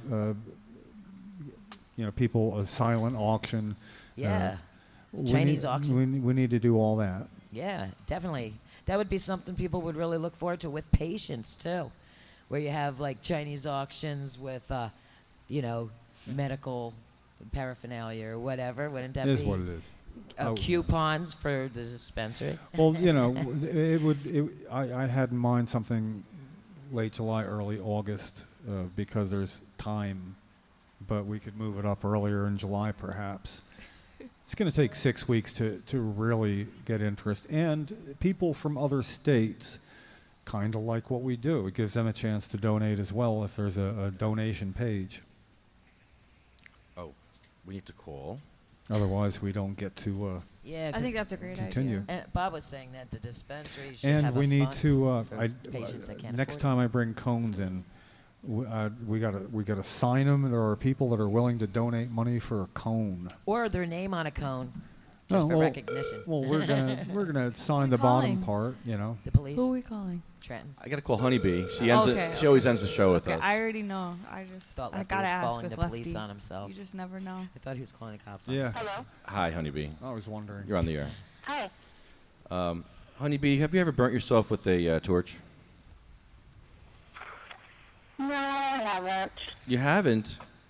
I thought you did. No, but I burned other people. I burned someone else accidentally. You burnt other people with a torch? What's wrong with you? You know, Well, tell them there's they're a, easy to hold. well, tell them there's a better way to medicate. You don't need to do that anymore. Oh, what? There's a better way to medicate Magic butter? with the magical butter machine. You see? I know.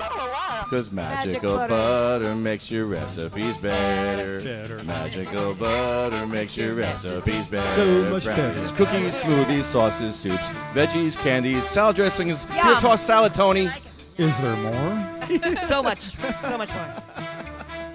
Make cakes and cookies. Everything. Want more time? Oils. Is there more? There's so much more. 1-800-420-4334. Get your magical butter machine from magicalbutter.com. You'll be so happy you did. Comes with a love glove Comes with a love glove. Is that what it's Laura? really called? Yeah, it's called a love glove. Yes, and you can make. You made that up? No. No, it's really a love glove. Yes, and you can make your own edibles and sauces and gravies and dressings with love. You make great edibles, Cindy. Yes, the I best. do. Yes, and Magic Butter Machine. Check it out. What is their website? They got Is the butter- magicbutter.com. Is the butter magic or the machine magic? Both. Good answer. And then you add your magic medicine. Never heard an unkind word about it. Never. Really. Been using this machine for years. You know, it's stainless steel, too. It virtually cleans itself. That's great. That's a great housewarming gift. Yeah, stick it in there and you just press the timer. Done. 1-800-420-4334. 1-800-420-4334. Get your magical butter machine from magicalbutter.com. You will never have a bad word to say about it. No, sir. It has saved lives. Yes. We've given Changed lives. Yes, Improved changed lives. Helpful machine. Brought whole families together. It's great for children. Yes. Oh, it's great for children who are sick. This is Yes, who's really it the is. who's been getting it when we gave it away. You might want to clarify that. Yeah, that's true. That's true. Great gift for your child if they're sick. Or not. I mean, If this is something that's improving to help them and they are a don't make them registered not patient. sick no more. That's what I should have said. Right? I want to thank cmmnj.org for helping us to get cannabis legalized in Jersey. And help us with our medical marijuana. SativaCross.com, MagicalButter.com, Happy Daddy Products, NewJerseyWeedman.com, DavidVersusAutism.org, Blue Planet Biotech. Back it up, NewJerseyWeedman.com. Back it up. He's still in jail, by the way. He is. Why is he still in jail? Yeah, how long has it been? Has anybody been keeping track of the days? Over 3 months? Wow. They got 180. March 3rd. Wow. They got 180 days to Wow, that's a long time. Wow, man. do what they got to do. Now, with is it, did he get thrown in jail for like stupid stuff? witness tampering. Stupid stuff. Is witness tampering. Oh. That's what they call it. Yeah. okay. No. He outed the narc, the rat. I thought it was cyberbullying. That too. Well, it's Yes. not. You'd be wrong. Okay. He's That's in there one of the because charges. That was just he $700 was fine, witness I think, tampering. And said confidential informant is active in other cases. Therefore, they're saying that he was tampering with Yeah. other cases and outing him.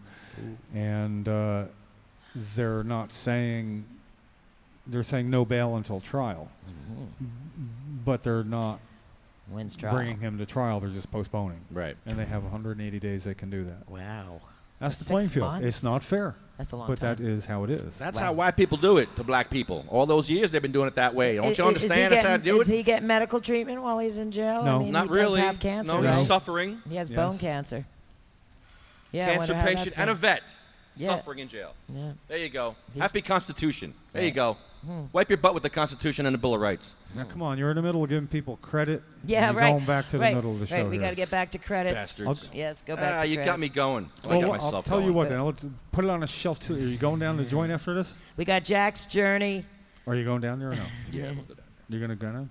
We got to support the joint. I'll go. Yes. I'll go down there, and you can yell at me, and I'm going to bang my fist on the damn table. All right. Yeah, and we got Tuffy. Tuffy's fight. But in the meantime, you got to give credits. Yeah, keep going. Come on, Jack's. Blue Planet Biotech. Run New Jersey. Medical-freedom.com. Get your State of Compassion flags from medical-freedom.com. CannaSense. Get your cannabis card from California with CannaSense. New Jersey Grannies for Grass. Tuffy's Fight. Legalize for Lorelei. JacksonStorms.com. Prayers for Sarah. Prayers for Pete. Jenny's Purple Ribbon Journey. Jenna's Journey. Women's Veterans Collective and Weed for Warriors. Yay. Yay. 2 new additions. We should throw Landon in there. He's a cancer survivor. 7-year-old boy. Yeah.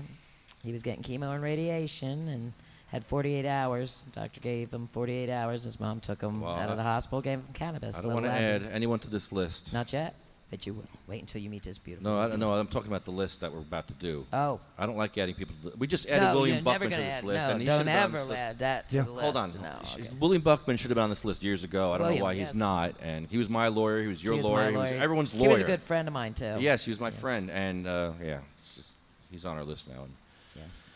I'm Sorry. He is a victim of the drug wars. Yeah. Yes. Cheryl Miller is on our list. Yes. She's the reason many of us are still here doing what we're doing, because she inspired many. She fought for cannabis. Even after she died, she's still... She's a gatekeeper. Her name will always live on in the cannabis community. She was the gatekeeper. She was the one that went to the gate all by herself all through the 90s in New Jersey and federally, and then, of course, till the day she died. So it actually turns out to be a fairly thankless job being a gatekeeper. Yeah. You know, you ask people now, who's Cheryl Miller, and they're going to, more often than not, tell you a basketball player. Did she play basketball? No, I've never seen her walk. Yeah. No. Was married to her for almost 19 years, and went out with her for a year before that, and I never saw her walk. Mm. I saw her seat belted to a door. Wow. Yeah, her dad made her a thing where it was seat belts and cushions, so it was laying down, you know, that you could then stand her up and all the weight would be properly over her joints, you know. And she's 5'8", so then she'd be pretty tall too. And then you could put a thing on each way, you know, so she could like stand there. The first time we did that, everybody was so happy, and then we all went, "Okay, see you later," and left. Left her on the door? Yeah, only for long enough, only for long enough to hear her laughing. It was just kind of, you know, she was a good sport. Oh, you can picture how funny that would look. Right? Yeah, well, there was hopes then that you know she might actually do better or something. So you want to be prepared, but and you know, didn't work out that technology way, is and really coming a long way now. Well, anyway, appreciate the recognition each week, because I don't know, I appreciate it. So. Well, I'm sure she does too. Yeah. She's watching over us, I'm sure. I'd introduce myself as Mr. Cheryl Miller. Oh, you should. Oh, all the time. That's how we know you. Mm-hmm. I'd walk in and go, "Hi, well, my name is Mr. Cheryl Miller, and this would be..." Well, I'll tell you, Jim, you don't hear the comments that come from other people. And Stephen Kuskowitz was saying what a wonderful man you are yesterday, and how devoted, that he's never met somebody who is so devoted after all these years. Even though she's passed, you're still fighting in her name, never for yourself, but always for her. No, actually not for her, for the people she fought for. Well, for the people, yes, but you're carrying out in her name still. And that really shows devotion. A lot of love. Yeah, well, appreciate it. Who else is on the list? It's time. Yeah. Well, you seem to have brought her into our group. Like, we all, even though we haven't met her, we feel like we all have. There's one thing, you know, if I can... I'll bring it up in a little bit. It's the one line in the third stanza. I don't want to add it to what we say. It was fitting for Memorial Day, that's for sure. Yeah, remember it was. But yeah, there's some now more. There's like phones going off all over the place. What happened? I feel like there's an emergency going on. I just buried it. Amber Alert. Amber Alert. Jesus. Won't shut up. But yeah. There's a few stanzas that actually fit activism very well, besides the ones that we use. There's a few more scattered in there that... I got to get to... It's the nurse. That guy wrote that in World War I, as his friends around him were getting their heads blown off and shot up. It's the lines before that in the stanza, I think, are quite profound in their own right. They were... staunch to the end against odds uncounted. They fell with their faces to the foe. That is poetry. They fell with their faces to the foe. Mm-hmm. That's just like... There's no and, this. And you know what? That's I mean, I know it's a metaphor for medical marijuana patients that so many go straight towards it, you know? Yeah. And they don't run, and they do that till they die. They have going to. Straight at it. Like, and you know, it's like they're fighting we've for their talked lives. like, you know, I mean, Cheryl wore a medical marijuana shirt the day she died. It was on her when she passed. So it's fitting that we acknowledge those who were involved, who passed on. Yeah. Most and many before it was time for their medicine to be legal for them, which is the sad part. Yeah, but they haven't died in vain. They're the forefront. Like I say, it's our of job to fight. make people feel bad, and we're very good at that, especially at the end of the podcast, I think. Always. It always comes down to Diane the lives. Ripatella was here at the podium suffering from Lou Gehrig's disease, and she didn't get cannabis, did she, Jim? Not legally, no. Oh. No, she saw the bill get passed. She was around when it was signed into law. She was the happiest I'd ever seen her, leading a sing-along of "We Are Family" on a boombox at a press conference with the media there at a big, table. And then the next time that I saw her, or maybe it was even then, she was just scared and crying that she didn't want to die. And I felt so bad for her. I think she knew that it wasn't going to happen in her lifetime, and we remember her. What happens when you have Lou Gehrig's disease? Your muscles start losing their ability to do what you tell them to do, and eventually they lose their ability to act reflexively. So in most cases you suffocate because your lungs just stop having the ability to move to involuntary contractions, not spasticity, the natural functions of your body. Like Parkinson's? Yeah. You're a prisoner in your own body, basically. Yeah, and you remain sharp as a tack, and you can't prove it, So, it's cruel. Yeah, there was a cannabis patient that had died today, cancer. She fought a 7-year battle. I'm trying to look for her name here. It was a friend of a friend. Well, we do have others. Gracie, she's a little kid. Cindy Mae, little girl. Jack from Colorado. Marie, who died from cancer. Joan Ford, it's William's mother, who died from epilepsy. Well, she died without cannabis. Is that the woman that just died? No, that's Oh, William's somebody mother. just died. She wrote the book about epilepsy called The Falling Sickness. Wow. It'll be out this year. Randy Robertson had the Whipple procedure done to him before he got cannabis. The Whipple procedure is a nice way of saying they're going to rip out all your organs and put them back in, maybe. But then he got cannabis after that. He should have got cannabis before that. Why don't they give cannabis to kids before brain surgery? They give brain surgery to kids before they give cannabis. You got to fail all options. What the hell? Yeah, you wanna fail all options. This tattoo on my arm, this temporary, was placed on there by a little boy named Chase. That's 4 years old and a survivor of brain cancer. They were having an Alex's lemonade stand, and we're running he out was of cut. permit time, so we're gonna. Yes. Chad died from brain cancer. Jeremy is a victim of the drug war. It's Joanne's husband. Her whole family was ruined by this drug war, and Jeremy grew cannabis that was beautiful. I would have loved to have smoked that cannabis, but no. Russ Perry, Troy, Colette, Jay, Roger Barber.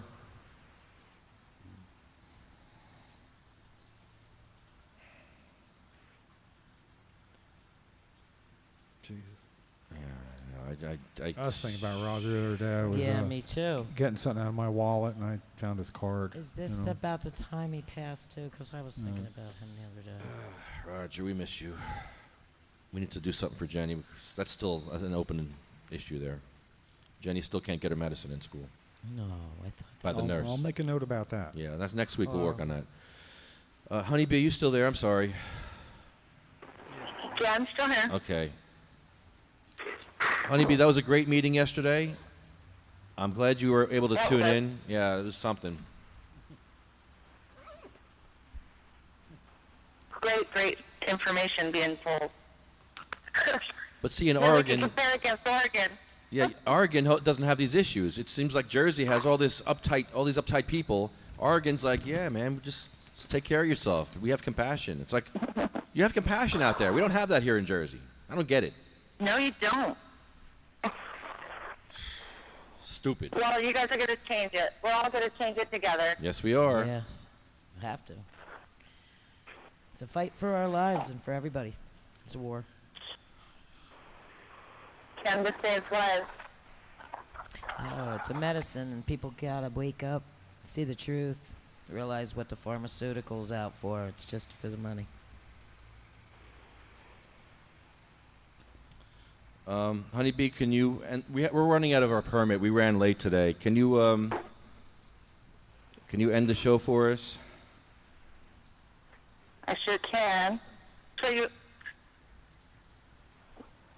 and then we'll talk about, well, The prayer. What do you want to? Michael, remember him? Prayer. Oh, I got a bad echo. Yeah, go ahead. Sorry. Okay, it's good now. So the last person was Michael. This is still hard. It never gets easy, and sometimes I just don't even know what to say. And I still have the echo.